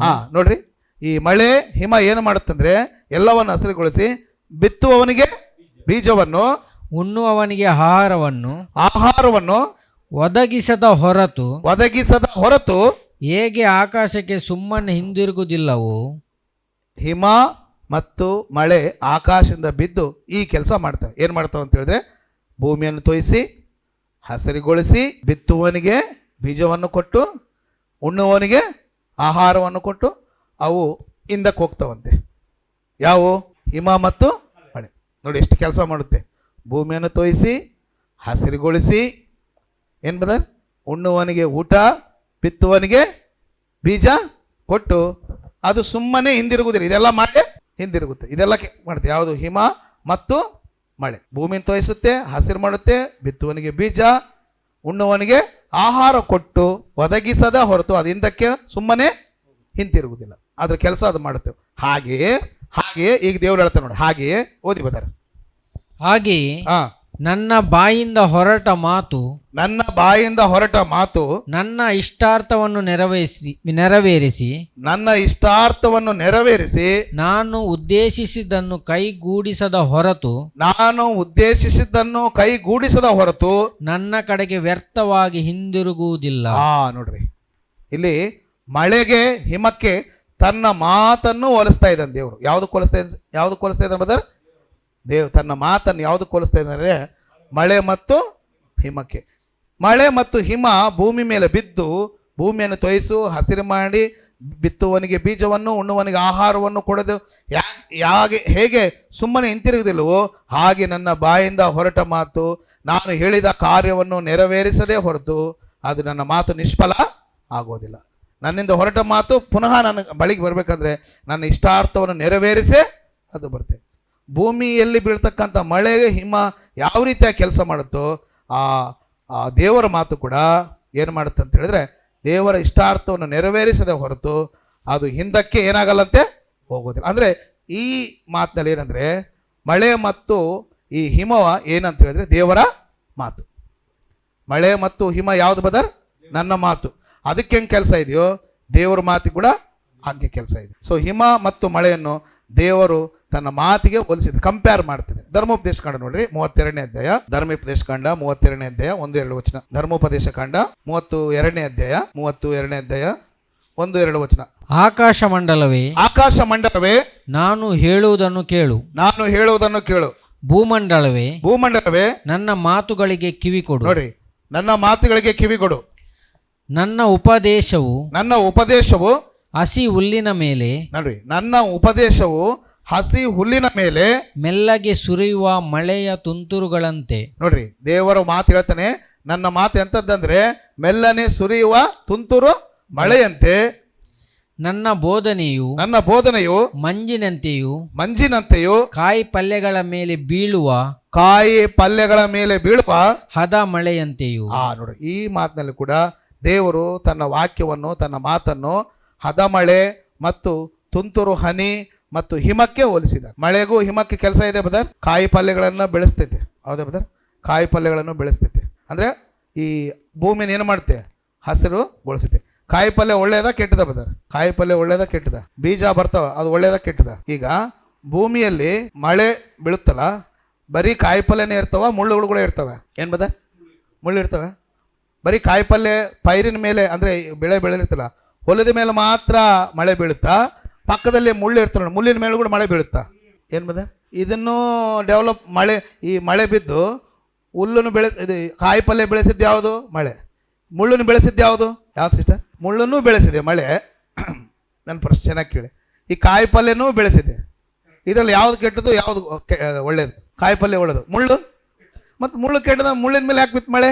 ಇಲ್ಲ ಬದರ್, ರಾಜೇಶ್ ಬದರ್, ಮಳೆ ಬಿತ್ತಲ್ಲ, ಮಳೆ ಏನು ಮಾಡುತ್ತಂದರೆ ಎಲ್ಲವನ್ನು ವೃದ್ಧಿ ಆಗುವಂತೆ ಮಾಡುತ್ತೆ. ಪೈರ್ ಮೇಲೆ ಬಿತ್ತು. ರಾಜೇಶ್ ಬದರು ಒಂದು 4 ಎಕರೆ ತೋಟ ಹಾಕಿದ್ದಾರೆ. ಆ ಮಳೆ ಸಖತ್ತಾಗಿ ಬಿತ್ತು, ಏನಾಯ್ತು? ಅಲ್ಲ, ಇಸ್ಡೋರ್ ಪ್ಲೀಸ್ 4 ಎಕರೆ ಮುಳ್ಳು ಹಾಕ್ಯಾರ. ಇಸ್ಡೋರ್ ಅವ್ರ ಪಕ್ಕದಲ್ಲಿ 4 ಎಕರೆ ಏನು ಮಾಡಿದ್ರು ಇವರು? ಅವ್ರ ತೋಟದಲ್ಲಿ, ಮುಳ್ಳಿನ ತೋಟದಲ್ಲಿ ಏನು ಬಿತ್ತು? ಮಳೆ ಬಿತ್ತು. ಇವು ಡೆವಲಪ್ ಆದು. ಇವ್ರದ್ದು ಅಡಿಕೆ ತೋಟನ ಏನಾಯ್ತು? ಇದರಲ್ಲಿ ಯಾವ್ದು ಒಳ್ಳೇದು, ಯಾವ್ದು ಕೆಟ್ಟದ? ಯಾವ್ದು ಒಳ್ಳೇದು, ಯಾವ್ದು ಕೆಟ್ಟದ್ದು ಬದ? ಮುಳ್ಳು ಕೆಟ್ಟದ್ದು, ಕಾಯಿ ಪಲ್ಯ ತೆಂಗಿನ ಮರ ಅಥವಾ ಅಡಿಕೆ ಮರ ಕೆಟ್ಟದ್ದು, ಒಳ್ಳೇದು. ಮತ್ತು ಮಳೆ ಒಳ್ಳೇದ್ರ ತಾನೇ ಬೀಳಬೇಕು, ಒಳ್ಳೇದನ್ನ ತಾನೇ ಡೆವಲಪ್. ಮುಳ್ಳನ್ನ ಯಾಕೆ ಡೆವಲಪ್ ಮಾಡ್ತು? ಮುಳ್ಳು ಅಂದರೆ ಕೆಟ್ಟ ವಿಚಾರಗಳು, ಕಾಯಿ ಪಲ್ಯ ತೆಂಗಿನ ಮರ ಅಂದರೆ ಒಳ್ಳೆ ವಿಚಾರಗಳು. ದೇವ್ರ ವಾಕ್ಯ ನೀನು ಮನಸ್ಸಲ್ಲಿ ಒಳ್ಳೇದಿದ್ರೆ ಒಳ್ಳೇದನ್ನು ಡೆವಲಪ್ ಮಾಡುತ್ತೆ, ಕೆಟ್ಟದಿದ್ರೆ ಕೆಟ್ಟದನ್ನು ಡೆವಲಪ್ ಮಾಡುತ್ತೆ. ಇಬ್ರಿಯರಿಗೆ ಬರೆದ ಪತ್ರಿಕೆಯಲ್ಲಿ ಈ ಮಾತಿರುತ್ತೆ ನೋಡಿ. ಇಬ್ರಿಯರಿಗೆ ಬರೆದ ಪತ್ರಿಕೆ 6ನೇ ಅಧ್ಯಾಯ 7ನೇ ವಚನ. ರಾಜೇಶ್ ಬದರ್ ಅರ್ಥ ಆಗ್ತಾ ಇದೆಯಾ? 7ನೇ ವಚನ. ಇಬ್ರಿಯರಿಗೆ ಬರೆದ ಪತ್ರಿಕೆ 6ನೇ ಅಧ್ಯಾಯ 7ನೇ ವಚನ. ಭೂಮಿಯು ತನ್ನ ಮೇಲೆ ಅನೇಕ ವರ್ತಿ ಸುರಿಯುವ ಮಳೆಯನ್ನು, ಚೆನ್ನಾಗಿ ಕೇಳ್ರಿ, ಭೂಮಿಯು ತನ್ನ ಮೇಲೆ ಅನೇಕ ಆವರ್ತಿ ಸುರಿಯುವ ಮಳೆಯನ್ನು ಹೀರಿಕೊಂಡು, ಭೂಮಿಯು ಅನೇಕ ಆವರ್ತಿ ತನ್ನ ಮೇಲೆ ಬೀಳುವ ಮಳೆಯನ್ನು ಏನ್ ಮಾಡುತ್ತೆ? ಭೂಮಿ ಹೀರಿಕೊಂಡು, ಅದು ಯಾರ ನಿಮಿತ್ತವಾಗಿ ವ್ಯವಸಾಯ ಮಾಡಲ್ಪಡುತ್ತದೆಯೋ ಅವರಿಗೆ ಅನುಕೂಲವಾದ ಬೆಳೆಯನ್ನು ಕೊಟ್ಟರೆ ದೇವರ ಆಶೀರ್ವಾದವನ್ನು ಹೊಂದುತ್ತದೆ. ನೋಡ್ರಿ, ಪೈರಿನ ಮೇಲೆ ಮಳೆ ಬಂದು ಅದು ವ್ಯವಸಾಯ ಮಾಡಿದಾಗ ಫಲ ಬಂದು ಅದು ದೇವರ ಆಶೀರ್ವಾದ ಹೊಂದುತ್ತದೆ. ಪೈರು ಅಂದ್ರೆ ಭತ್ತ, ರಾಗಿ, ಜೋಳ, ತೆಂಗು, ಅದ್ರ ಮೇಲೆ ಮಳೆ ಬಿದ್ದು ಅದೇನಾಗುತ್ತೆ? ಫಲಿಸಿ ಅದು ದೇವರ ಆಶೀರ್ವಾದವನ್ನು ಹೊಂದುತ್ತೆ. ಹೌದಾ ಬ್ರದರ್? ಅರ್ಥ ಆಗ್ತದೆ ರಾಜೇಶ್ ಬ್ರದರ್? ದೇವರ ಆಶೀರ್ವಾದವನ್ನು ಹೊಂದುತ್ತೆ. ಒಳ್ಳೆ ತಾನೆ ಅದು ಪೈರು. ಈಗ ಮುಳ್ಳಿನ ಮೇಲೆ ಬಿದ್ದರೆ ನೋಡಿ, ಮುಳ್ಳಿನ ಮೇಲೆಗಳು ಬೀಳುತ್ತಂತೆ ಮಳೆ. ನೋಡಿ 8ನೇ ವಚನ. ಆದರೆ ಅದು ಮುಳ್ಳು ಗಿಡಗಳನ್ನು ಕಳೆಗಳನ್ನು ಬೆಳೆಸಿದರೆ ಅಯೋಗ್ಯವೆನಿಸಿಕೊಂಡು ಶಾಪಕ್ಕೆ ಗುರಿಯಾಗುತ್ತದೆ. ಅದರ ಅಂತ್ಯವು ಸುಡಲ್ಪಡುವುದೇ. ಒಂದು ಕಾಯಿ ಪಲ್ಯ, ಭತ್ತ, ತೆಂಗು ಮೇಲೆ ಮಳೆ ಬೀಳ್ತಾ ಇದೆ. ಇನ್ನೊಂದು ಏನ್ ಬರೋ? ಮುಳ್ಳಿನ ಗಿಡ. 8ನೇ ವಚನ ನೋಡಿ. 8ನೇ ವಚನ ಒಂದ್ಸಲ ಓದಿ. ಮುಳ್ಳು ಗಿಡಗಳನ್ನು ರೈಟ್. ಮುಳ್ಳು ಗಿಡಗಳ ಮೇಲೆ, ಕಳೆಗಳ ಮೇಲೆ ಮಳೆ ಬಿದ್ದಾಗ ಅದು ಕೂಡ ಏನಾಗುತ್ತೆ? ಮಳೆಗೆ ಯಾವುದೇ ಪಕ್ಷಪಾತ ಇರಲ್ಲ. ಅರ್ಥ ಆಯ್ತು ಬದರ್? ಮಳೆಗೆ ಏನಿರಲ್ಲ, ಅದು ಮುಳ್ಳಿನ ಮೇಲೂ ಬೀಳುತ್ತೆ, ಭತ್ತದ ಮೇಲೂ ಬೀಳುತ್ತೆ, ಕಂಟೆ ಮೇಲೆ ಮುಳ್ಳಿನ ಚುಚ್ಚುವ ಮುಳ್ಳು ಕಂಟೆಗಳ ಮೇಲೆ ಬೀಳುತ್ತೆ. ಆಮೇಲೆ ತೆಂಗು, ಅಡಿಕೆ, ನಮಗೆ ಊಟವನ್ನು ಕೊಡ್ತಕ್ಕಂಥ ಬೆಳೆಗಳ ಮೇಲೆಯೂ ಬೀಳುತ್ತೆ. ಇದು ಬೆಳೀತು, ಊಟದ್ದು ಕಾಯಿ ಪಲ್ಯ ಬೆಳೀತು. ಅದು ನಾವು ಅನ್ಕೋತೀವಿ, ಓಹ್ ದೇವ್ರ ಆಶೀರ್ವಾದಪ್ಪ, ನಮ್ಗೆ ಒಳ್ಳೆ ಬೆಳೆ ಕೊಟ್ಟಿದ್ದಾರಂತೆ. ಕಟ್ ಮಾಡ್ಕೊಂಡು ಏನು ಮಾಡ್ತೀವಿ ನಾವು? ಏನು ಮಾಡ್ತೀವಿ ಬದರ್? ಊಟ. ಮುಳ್ಳು ಬೆಳೀತು, ನೀವು ಒಂದು 4 ಎಕರೆ ಹಾಕಿದ್ರಿ, ಮುಳ್ಳು ದೊಡ್ಡದಾಗಿ ಬೆಳೀತು, ಇಷ್ಟು ದೊಡ್ಡ ಮುಳ್ಳು ಬಂದವು. ದೇವ್ರಿಗೆ ಸ್ತೋತ್ರಪ್ಪ, ಎಷ್ಟೊಂದು ಮುಳ್ಳು ಬಂದಿದೆ ಅಂತ ಕಟ್ ಮಾಡಿಕೊಂಡು ದೇವ್ರಿಗೆ ಸ್ತೋತ್ರ ಮಾಡ್ತಾರ? ಒಂದೇನೋ ದೇವ್ರ ಆಶೀರ್ವಾದ, ಇದೇನೋ ದೇವರ ಶಾಪ. ಅಂದರೆ ಮುಳ್ಳು ಅನ್ನೋದು ನಿನ್ನ ಹೃದಯದಲ್ಲಿರ್ತಕ್ಕಂಥ ಕೆಟ್ಟ ವಿಚಾರಗಳು. ಅರ್ಥ ಆಯ್ತು ಬದರ್? ಕೆಟ್ಟ ಬಾಕ್ಸ್ ಅದು ಮುಳ್ಳು. ಅಂದರೆ ಮಳೆ, ಆಕಾಶದಿಂದ ಮಳೆ ಬಂದಾಗ ಮಳೆಗೆ ಹಿಮಕ್ಕೆ ಪಕ್ಷಪಾತ ಇರಲ್ಲ, ಅದು ಮುಳ್ಳಿನ ಮೇಲೆ ಬೀಳುತ್ತೆ, ಕಂಟೆ ಮೇಲೆ ಬೀಳುತ್ತೆ. ಅದೇ ಸಂದರ್ಭದಲ್ಲಿ ಕಾಯಿ ಪಲ್ಯ ಮೇಲೆಯೂ ಬೀಳುತ್ತೆ, ಬೆಳೆ ಮೇಲೆ ಬೀಳುತ್ತೆ, ಮುಳ್ಳಿನ ಕಂಟೆಗಳ ಮೇಲೆ ಕೂಡ ಬೀಳುತ್ತೆ. ಮುಳ್ಳಿ ಕಂಟೆಗಳು ಕೂಡ ನೀರು ಬಿದ್ದಾಗ ಮುಳ್ಳು ಬೆಳೀತವೆ, ಪಲ್ಯದ ಮೇಲೆ ಬಿದ್ದಾಗ ಪಲ್ಯ ಬೆಳೀತೆ. ಮಳೆಗೇನು ಪಕ್ಷಪಾತ ಇಲ್ಲ. ಈಗ ಮಳೆ ಅಂದ್ರೆ ಏನು? ದೇವರ ಮಾತು. ಮೊದಲು ಹೇಳಿದ್ವಲ್ಲ 32, ಮಳೆ ಅಂದ್ರೆ ಏನು ಬದರ್? ದೇವರ ಮಾತು. ಈಗ ಸಭೆಯಲ್ಲಿ ಕೂತ್ಕೊಂಡು ದೇವ್ರ ವಾಕ್ಯ ಕೇಳ್ತಾರೆ. ಕೆಲವ್ರ ಹೃದಯದಲ್ಲಿ ಮುಳ್ಳಿರ್ತವೆ, ಕೆಲವ್ರ ಹೃದಯದಲ್ಲಿ ಕಾಯಿ ಪಲ್ಯ ಇರ್ತವೆ. ಈಗ ನಾನು ವಾಕ್ಯ ಹೇಳ್ತೇನೆ, ನಿಮ್ಮ ಮೇಲೆ ಏನು ಬೀಳ್ತಾ ಇದೆ? ಏನು ಬೀಳ್ತಾ ಇದೆ ಬದರ್? ಮಳೆ ಬೀಳ್ತಾ ಇದೆ. ಈಗ ನಾನು ವಾಕ್ಯ ಹೇಳ್ತಾ ಇದ್ದೀನಿ, ನಿಮ್ಮ ಮೇಲೆ ಏನು ಬೀಳ್ತಾ ಇದೆ? ಹೆಂಗೆ ಅರ್ಥ? ಏನು ಬದರ್? ಮಳೆ ಬೀಳ್ತಾ ಇದೆ. ಯಾರ ಹೃದಯದಲ್ಲಿ ಮುಳ್ಳಿದ್ವು ಅನ್ಕೊಡ್ರಿ, ಮುಳ್ಳನ್ನು ಬಲಪಡಿಸುತ್ತೆ. ಹಾಕಿ ನೀನು ಇನ್ನೂ ದುಷ್ಟನಾಗಂತ. ಅರ್ಥ ಇದೆ ಬದರ್? ದೇವ್ರ ವಾಕ್ಯಕ್ಕೆ ಮಳೆಗೆ ಹೆಂಗೆ ಪಕ್ಷಪಾತ ಇಲ್ವೋ, ದೇವ್ರ ವಾಕ್ಯಕ್ಕೆ ಕೂಡ ಏನಿಲ್ಲ ಪಕ್ಷಪಾತ ಇಲ್ಲ. ಯಾರ ಮನಸ್ಸಿನಾಗ ಮುಳ್ಳಿದೆಯೋ, ಯಾರ ಮನಸ್ಸಿನಾಗ ಫಲ ಇದೆಯೋ, ಯಾರು ಡಿಸೈಡ್ ಮಾಡಿದೆ? ಆ ದೇವ್ರ ವಾಕ್ಯ ಡಿಸೈಡ್. ಮುಳ್ಳು ಇಟ್ಕೊಂಡ್ರೆ, ನಿನ್ನ ಹೃದಯದಲ್ಲಿ ಕೆಟ್ಟ ವಿಚಾರಗಳು ಇಟ್ಕೊಂಡ್ರೆ ಕೆಟ್ಟ ಸಂಗತಿಗಳು ಡೆವಲಪ್ ಆಗುತ್ತೆ. ಕೊನೆಗೊಂದಿನ ಅದು ಸುಡಲ್ಪಡುತ್ತದೆ, ದೇವರ ಶಾಪಕ್ಕೆ ಗುರಿ ಆಗುತ್ತೆ. 8ನೇ ವಚನ. ಹೌದಾ ಬದರ್? ಆದ್ದರಿಂದ ಹೃದಯದಲ್ಲಿ ಎಂಥ ವಿಚಾರಗಳು ಇಟ್ಕೋಬೇಕು ಬದರ್? ಒಳ್ಳೆಯ ವಿಚಾರಗಳನ್ನು, ಒಳ್ಳೆಯ ಬೊಕ್ಕಸ ಇಟ್ಕೊಂಡು ಒಳ್ಳೆಯ ವಿಷಯಗಳನ್ನ ಇಟ್ಕೊಂಡ್ರೆ ದೇವರ ವಾಕ್ಯ ಮಳೆ ಸುರಿದಾಗ ಆ ವಿಚಾರಗಳು ಡೆವಲಪ್ ಆಗ್ತವೆ. ನೀನು ದೇವ್ರ ಕೃಪೆಗೆ ಪಾತ್ರ. ಕೆಟ್ಟ ವಿಚಾರ ಇಟ್ಕೊಂಡ್ರೆ ಮುಳ್ಳು ಇಟ್ಕೊಂಡಂಗೆ, ಮುಳ್ಳಿನ ಮೇಲೂ ಕೂಡ ಏನು ಬೀಳುತ್ತೆ? ಮುಳ್ಳುಗಳು ಏನಾಗ್ತವೆ? ಜಾಸ್ತಿ ಆಗ್ತವೆ. ಆದ್ದರಿಂದ ಮುಳ್ಳುಗಳನ್ನು ಹೊಂದಿರೋದು ದೇವ್ರ ಚಿತ್ತ ಅಲ್ಲ. ದೇವ್ರು ಹೇಳ್ತಾನೆ, ನಿಮ್ಮ ಹೃದಯದಲ್ಲಿ ಒಳ್ಳೆಯ ವಿಷಯಗಳನ್ನು ತುಂಬಿಕೊಳ್ಳ್ರಿ. ದೇವ್ರ ಮಕ್ಕಳಾಗಿ ಒಳ್ಳೆಯ ಆಚಾರ ವಿಚಾರಗಳು, ಒಳ್ಳೆಯ ಆಲೋಚನೆಗಳು, ಒಳ್ಳೆಯ ವಿಚಾರಗಳನ್ನು ಇಲ್ಲಿ ನಾವು ಇಟ್ಟುಕೊಂಡಾಗ ಏನಂತೆ? ದೇವರು ನಮ್ಮನ್ನು ಆಶೀರ್ವಾದವಂತಾನೆ. ನೀನು ಉಪಯೋಗಕ್ಕೆ ಬರುವಂಥ ಕಾಯಿ ಪಲ್ಯ ಆಗಿದ್ದರೆ ಹಚ್ಚೆ ಹಸಿರಾಗಿರ್ತಿ, ದೇವರ ಆಶೀರ್ವಾದವನ್ನು ಹೊಂದಿ. ಇಲ್ಲ ಮುಳ್ಳು ಕೆಟ್ಟ ವಿಚಾರಗಳನ್ನ ಇಟ್ಕೊಂಡ್ರೆ ಮಳೆ ಸುರಿಯುತ್ತೆ, ಮುಳ್ಳು ಬೆಳೀತವೆ, ಒಂದಿನ ಕಟ್ ಮಾಡ್ತಾರೆ, ಅದ್ರ ಬೆಂಕಿಗಾಡ್ತಾರೆ, ಅದು ಸುಡಲ್ಪಡ್ತದೆ. ಅಂದರೆ ಒಳ್ಳೆಯ ಬೊಕ್ಕಸದಿಂದ ಒಳ್ಳೆಯ ವಿಷಯಗಳಿದ್ರೆ ದೇವರ ವಾಕ್ಯ ಎಂಬ ಮಳೆ ಬಿದ್ದಾಗ ನೀನನ್ನು ಬಲಪಡಿಸುತ್ತದೆ. ಒಂದು ವೇಳೆ ನಿನ್ನ ಮನಸ್ಸಲ್ಲಿ ಮುಳ್ಳಿದ್ರೆ, ಕೆಟ್ಟ ವಿಚಾರಗಳಿದ್ರೆ ಅದನ್ನು ಬಲಪಡಿಸ್ತಾನೆ. ಅವನು ಇನ್ನೂ ಸ್ವಲ್ಪ ಬೆಳೆದು, ಆ ದುಷ್ಟತ್ವದಲ್ಲಿ ಬೆಳೆದು ಅವನು ಕೊನೆಗೆ ನಾಶ ಮಾಡಲ್ಪಡ್ತಾನೆ. ಮತ್ತಾಯನ ಬರೆಸುವಾರ್ಥ 5:45 ಏನು ಹೇಳುತ್ತೆ? ಮಳೆಯು ನೀತಿವಂತರ ಮೇಲೆ ಬೀಳುತ್ತೆ, ದುಷ್ಟರ ಮೇಲೆಯೂ. ನೀತಿವಂತರ ಅಂದರೆ ಒಳ್ಳೆಯ ಬೊಕ್ಕಸ ಹೊಂದಿದವನು, ದುಷ್ಟನಂದರೆ ಕೆಟ್ಟ ಬೊಕ್ಕಸ. ಆದ್ದರಿಂದ ದೇವರ ವಾಕ್ಯ ಏನು ಹೇಳ್ತಂದ್ರೆ, ದೇವರು ಏನು ಬಯಸ್ತಂದ್ರೆ, ನಿಮ್ಮ ಹೃದಯದಲ್ಲಿ ಒಳ್ಳೆಯ ವಿಚಾರಗಳನ್ನು ಇಟ್ಟುಕೊಳ್ರಿ. ಮಳೆಗೆ ಯಾವುದೇ ಪಾರ್ಶಾಲಿಟಿ ಇಲ್ಲ, ಈ ದೇವ್ರ ವಾಕ್ಯಕ್ಕೆ ಕೂಡ ಯಾವುದೇ ಪಾರ್ಶಾಲಿಟಿ ಇಲ್ಲ. ಈಗ ಉದಾಹರಣೆಗೆ ಹೇಳ್ತೀನಿ, ಯೇಸು ಕ್ರಿಸ್ತನಿಗೆ ಎಷ್ಟು ಜನ ಅಪೋಸ್ತಲರು? 12 ಜನ ಇದ್ರು. ಅದರಲ್ಲಿ ಒಬ್ಬನು ಹೃದಯದಲ್ಲಿ ಮುಳ್ಳನ್ನು ಇಟ್ಕೊಂಡಿದ್ದ. ಯಾರು ಬದ? ಇಸ್ಕರಿಯೋತು ಇದ್ದ. ಅವನ ಹೃದಯದಲ್ಲಿ ಏನಿತ್ತು? ಮುಳ್ಳಿತ್ತು. ಯೇಸು ಕ್ರಿಸ್ತನು ಉಪದೇಶ ಮಾಡ್ತಾನೆ ಇದೆ, ಅಂದರೆ ಮಳೆ ಸುರಿಸ್ತಾನೆ ಇದ್ದ. ಇವನು ಮುಳ್ಳು ಬೆಳೆದವು, ಉಳಿದವರು ಬೆಳೆ. ಅರ್ಥ ಆಯ್ತಾ? ಇಸ್ಕರಿಯೋತು ಇದನ್ನು ಮುಳ್ಳು ಬೆಳೆಸ್ಕೊಂಡಿದ್ದ, ಕೆಟ್ಟ ವಿಚಾರಗಳನ್ನು ತುಂಬಿಕೊಂಡಿದ್ದ. ಅದಕ್ಕೆ ಕೊನೆಗೆ ಅವನೇನಾದ? ನಾಶ ಆದ. ಒಳ್ಳೆಯ ವಿಚಾರಗಳನ್ನು ಇಟ್ಕೊಂಡಿರ್ತಕ್ಕಂಥ ಮಿಕ್ಕ 11 ಮಂದಿ ಅಪೋಸ್ತಲರು ಯೇಸು ಕ್ರಿಸ್ತನಿಂದ ಆ ಉಪದೇಶ ಮಳೆ ಅವ್ರ ಮೇಲೆ ಬಿತ್ತು. ಅವರು ಒಳ್ಳೆಯ ವಿಚಾರಗಳನ್ನು ಬೆಳೆಸ್ಕೊಂಡ್ರು, ಅನೇಕರಿಗೆ ಸುವಾರ್ತೆಯನ್ನು ಸಾರಿ ದೇವರನ್ನು ಏನು ಮಾಡಿದ್ರು? ಮಹಿಮೆ ಪಡಿಸಿದ್ರು. ಅವ್ರಿಗೆ ಆಶೀರ್ವಾದಕ್ಕೆ ಕಾರಣ ಆಯಿತು. ಅಂದರೆ ನಾವು ಹೃದಯದಲ್ಲಿ ಏನು ಇಟ್ಕೊಂಡಿರ್ತೀವೋ, ಎಂಥ ವಿಚಾರಗಳು ಇಟ್ಕೊಡ್ತು, ಅದರ ಮೇಲೆ ನಮಗೆ ಪ್ರತಿಫಲ ಸಿಗುತ್ತೆ. ಮಳೆ ಏನೋ ಕಾಮನ್ ಆಗಿ ಎಲ್ಲರ ಮೇಲೆ ಬೀಳುತ್ತೆ, ಆದರೆ ನೀನು ಹುಷಾರು, ಆ ಮಳೆ ಕಾಯಿ ಪಲ್ಯ ಮೇಲೆ ಬೀಳ್ತಾ ಇದೆಯಾ, ಮುಳ್ಳುಗಳ ಮೇಲೆ ಬೀಳ್ತಾ ಇದೆಯಾ? ಆದ್ದರಿಂದ ನೀನು ನಮ್ಮ ಹೃದಯದಲ್ಲಿ ಏನು ಇಟ್ಕೋಬೇಕು ಬದರ್? ಮುಳ್ಳುಗಳನ್ನ ಇಟ್ಕೋಬಾರ್ದು. ಮುಳ್ಳುಗಳಂದರೆ ಕೆಟ್ಟ ವಿಷಯಗಳು. ಕೆಟ್ಟ ವಿಚಾರಗಳಂದರೆ ಹಾಗೆತನ, ಮೋಸ, ವಂಚನೆ, ದರೋಡೆ, ಇನ್ನೊಬ್ಬರು ನೋಡಿ ಹೊಟ್ಟೆ ಕಿಚ್ಚು ಪಡೋದು, ಬೈಗುಳ, ಇವೆಲ್ಲ ಏನು ಬದರ್? ಇವು ಮುಳ್ಳುಗಳು, ಅವೆಲ್ಲ. ಹೌದಾ ಬದರ್? ಇವೆಲ್ಲ ಮುಳ್ಳೇ ಬದರ್. ಪ್ರೀತಿ, ಪ್ರೇಮ, ನಂಬಿಕೆ, ವಿಶ್ವಾಸ, ಒಳ್ಳೆತನ, ಮೃದುತ್ವ, ಇವೆಲ್ಲ ಏನು ಬದರ್? ಅವೆಲ್ಲ ಏನು? ಒಳ್ಳೆ ಫಲ. ಮನುಷ್ಯರಿಗೆ ಇವತ್ತು ಜಾಸ್ತಿ ಹೃದಯದಲ್ಲಿ ಮುಳ್ಳುಗಳಿವೆಯಾ, ಒಳ್ಳೆ ಫಲಗಳಿವೆ? ಮುಳ್ಳುಗಳು ಇಟ್ಕೊಂಡು ಬಂದು ಇಲ್ಲಿ ವಾಕ್ಯ ಕೇಳ್ತಾರೆ, ಮಳೆ ಬೀಳ್ತಿದೆ, ಮುಳ್ಳು ಏನಾಗ್ತವೆ? ಬೆಳೀತವೆ. ಮುಳ್ಳು ಬೆಳೆದ ಮೇಲೆ ಏನು ಮಾಡ್ತಾರೆ? ಕಟ್ ಮಾಡಿ ಬೆಂಕಿ. ನೀನು ಅಷ್ಟೇ ನಾನು ಅಷ್ಟೇ. ಆದ್ದರಿಂದ ದೇವ್ರು ಏನು ಹೇಳ್ತಂದ್ರೆ, ಎಲ್ಲ ಮನುಷ್ಯರು ತಮ್ಮ ಹೃದಯಗಳಲ್ಲಿ ಒಳ್ಳೆಯ ವಿಚಾರಗಳಿಂದ ತುಂಬಿಸಲ್ಪಡಬೇಕು. ಒಳ್ಳೆಯ ವಿಷಯಗಳು ಇಟ್ಕೊಂಡ್ರೆ ದೇವರ ವಾಕ್ಯ ಮಳೆ ಬಿದ್ದಾಗ ಆ ಪೈರು ನಮ್ಮನ್ನು ಏನು ಮಾಡುತ್ತೆ? ಬೆಳೆಸುತ್ತೆ. ದೇವರ ಕೃಪೆಗೆ ನಾವು ಪಾತ್ರರಾಗ್ತೀವಿ, ಆಶೀರ್ವಾದವನ್ನು ಹೊಂದಿಕೊಳ್ಳುತ್ತೆ. ಸೊ ದೇವರು ಮನುಷ್ಯರಿಂದ ಈ 3 ಸಂಗತಿಗಳನ್ನು ಬಯಸ್ತಾ ಇದ್ದಾನೆ. ಮೊದಲು ಏನಂದರೆ, ಎಲ್ಲ ಮನುಷ್ಯರು ಸತ್ಯವನ್ನು ಅವಲಂಬಿಸಿ ಪ್ರೀತಿಸಿ ನಡಿಬೇಕು. ನೀನು ಸತ್ಯವನ್ನು ನಂಬಿದರೆ ಸರಿ, ಇಲ್ಲ ಅಂದರೆ ದೇವರು ನಿನ್ನಿಂದ ಸುಳ್ಳನ್ನು ನಂಬಿಸಿ ನೀನು ಮಾಡ್ತಾನೆ? ಹಾಳು ಮಾಡ್ತಾನೆ. ಎರಡನೇದು, ಮನುಷ್ಯರು ಯಜ್ಞ ಹೋಮಗಳಿಗಿಂತ ನೀತಿ ನ್ಯಾಯಗಳನ್ನು ಅನುಸರಿಸಿ ನಡಿಬೇಕೆಂಬುದಾಗಿ ದೇವರು ಬಯಸ್ತಾ ಇದ್ದಾನೆ. ಮೂರನೇದಾಗಿ, ಎಲ್ಲ ಮನುಷ್ಯರು ತಮ್ಮ ಹೃದಯದಲ್ಲಿ ಒಳ್ಳೆಯ ವಿಚಾರಗಳಿಂದ ತುಂಬಿಸಲ್ಪಡಬೇಕು. ಮುಳ್ಳುಗಳು ಬೇಡ, ಕಾಯಿಪಲ್ಯ ಹಸಿರು ಇರಬೇಕು. ಹೃದಯದಲ್ಲಿ ಏನಿರಬೇಕು? ಹಸಿರು.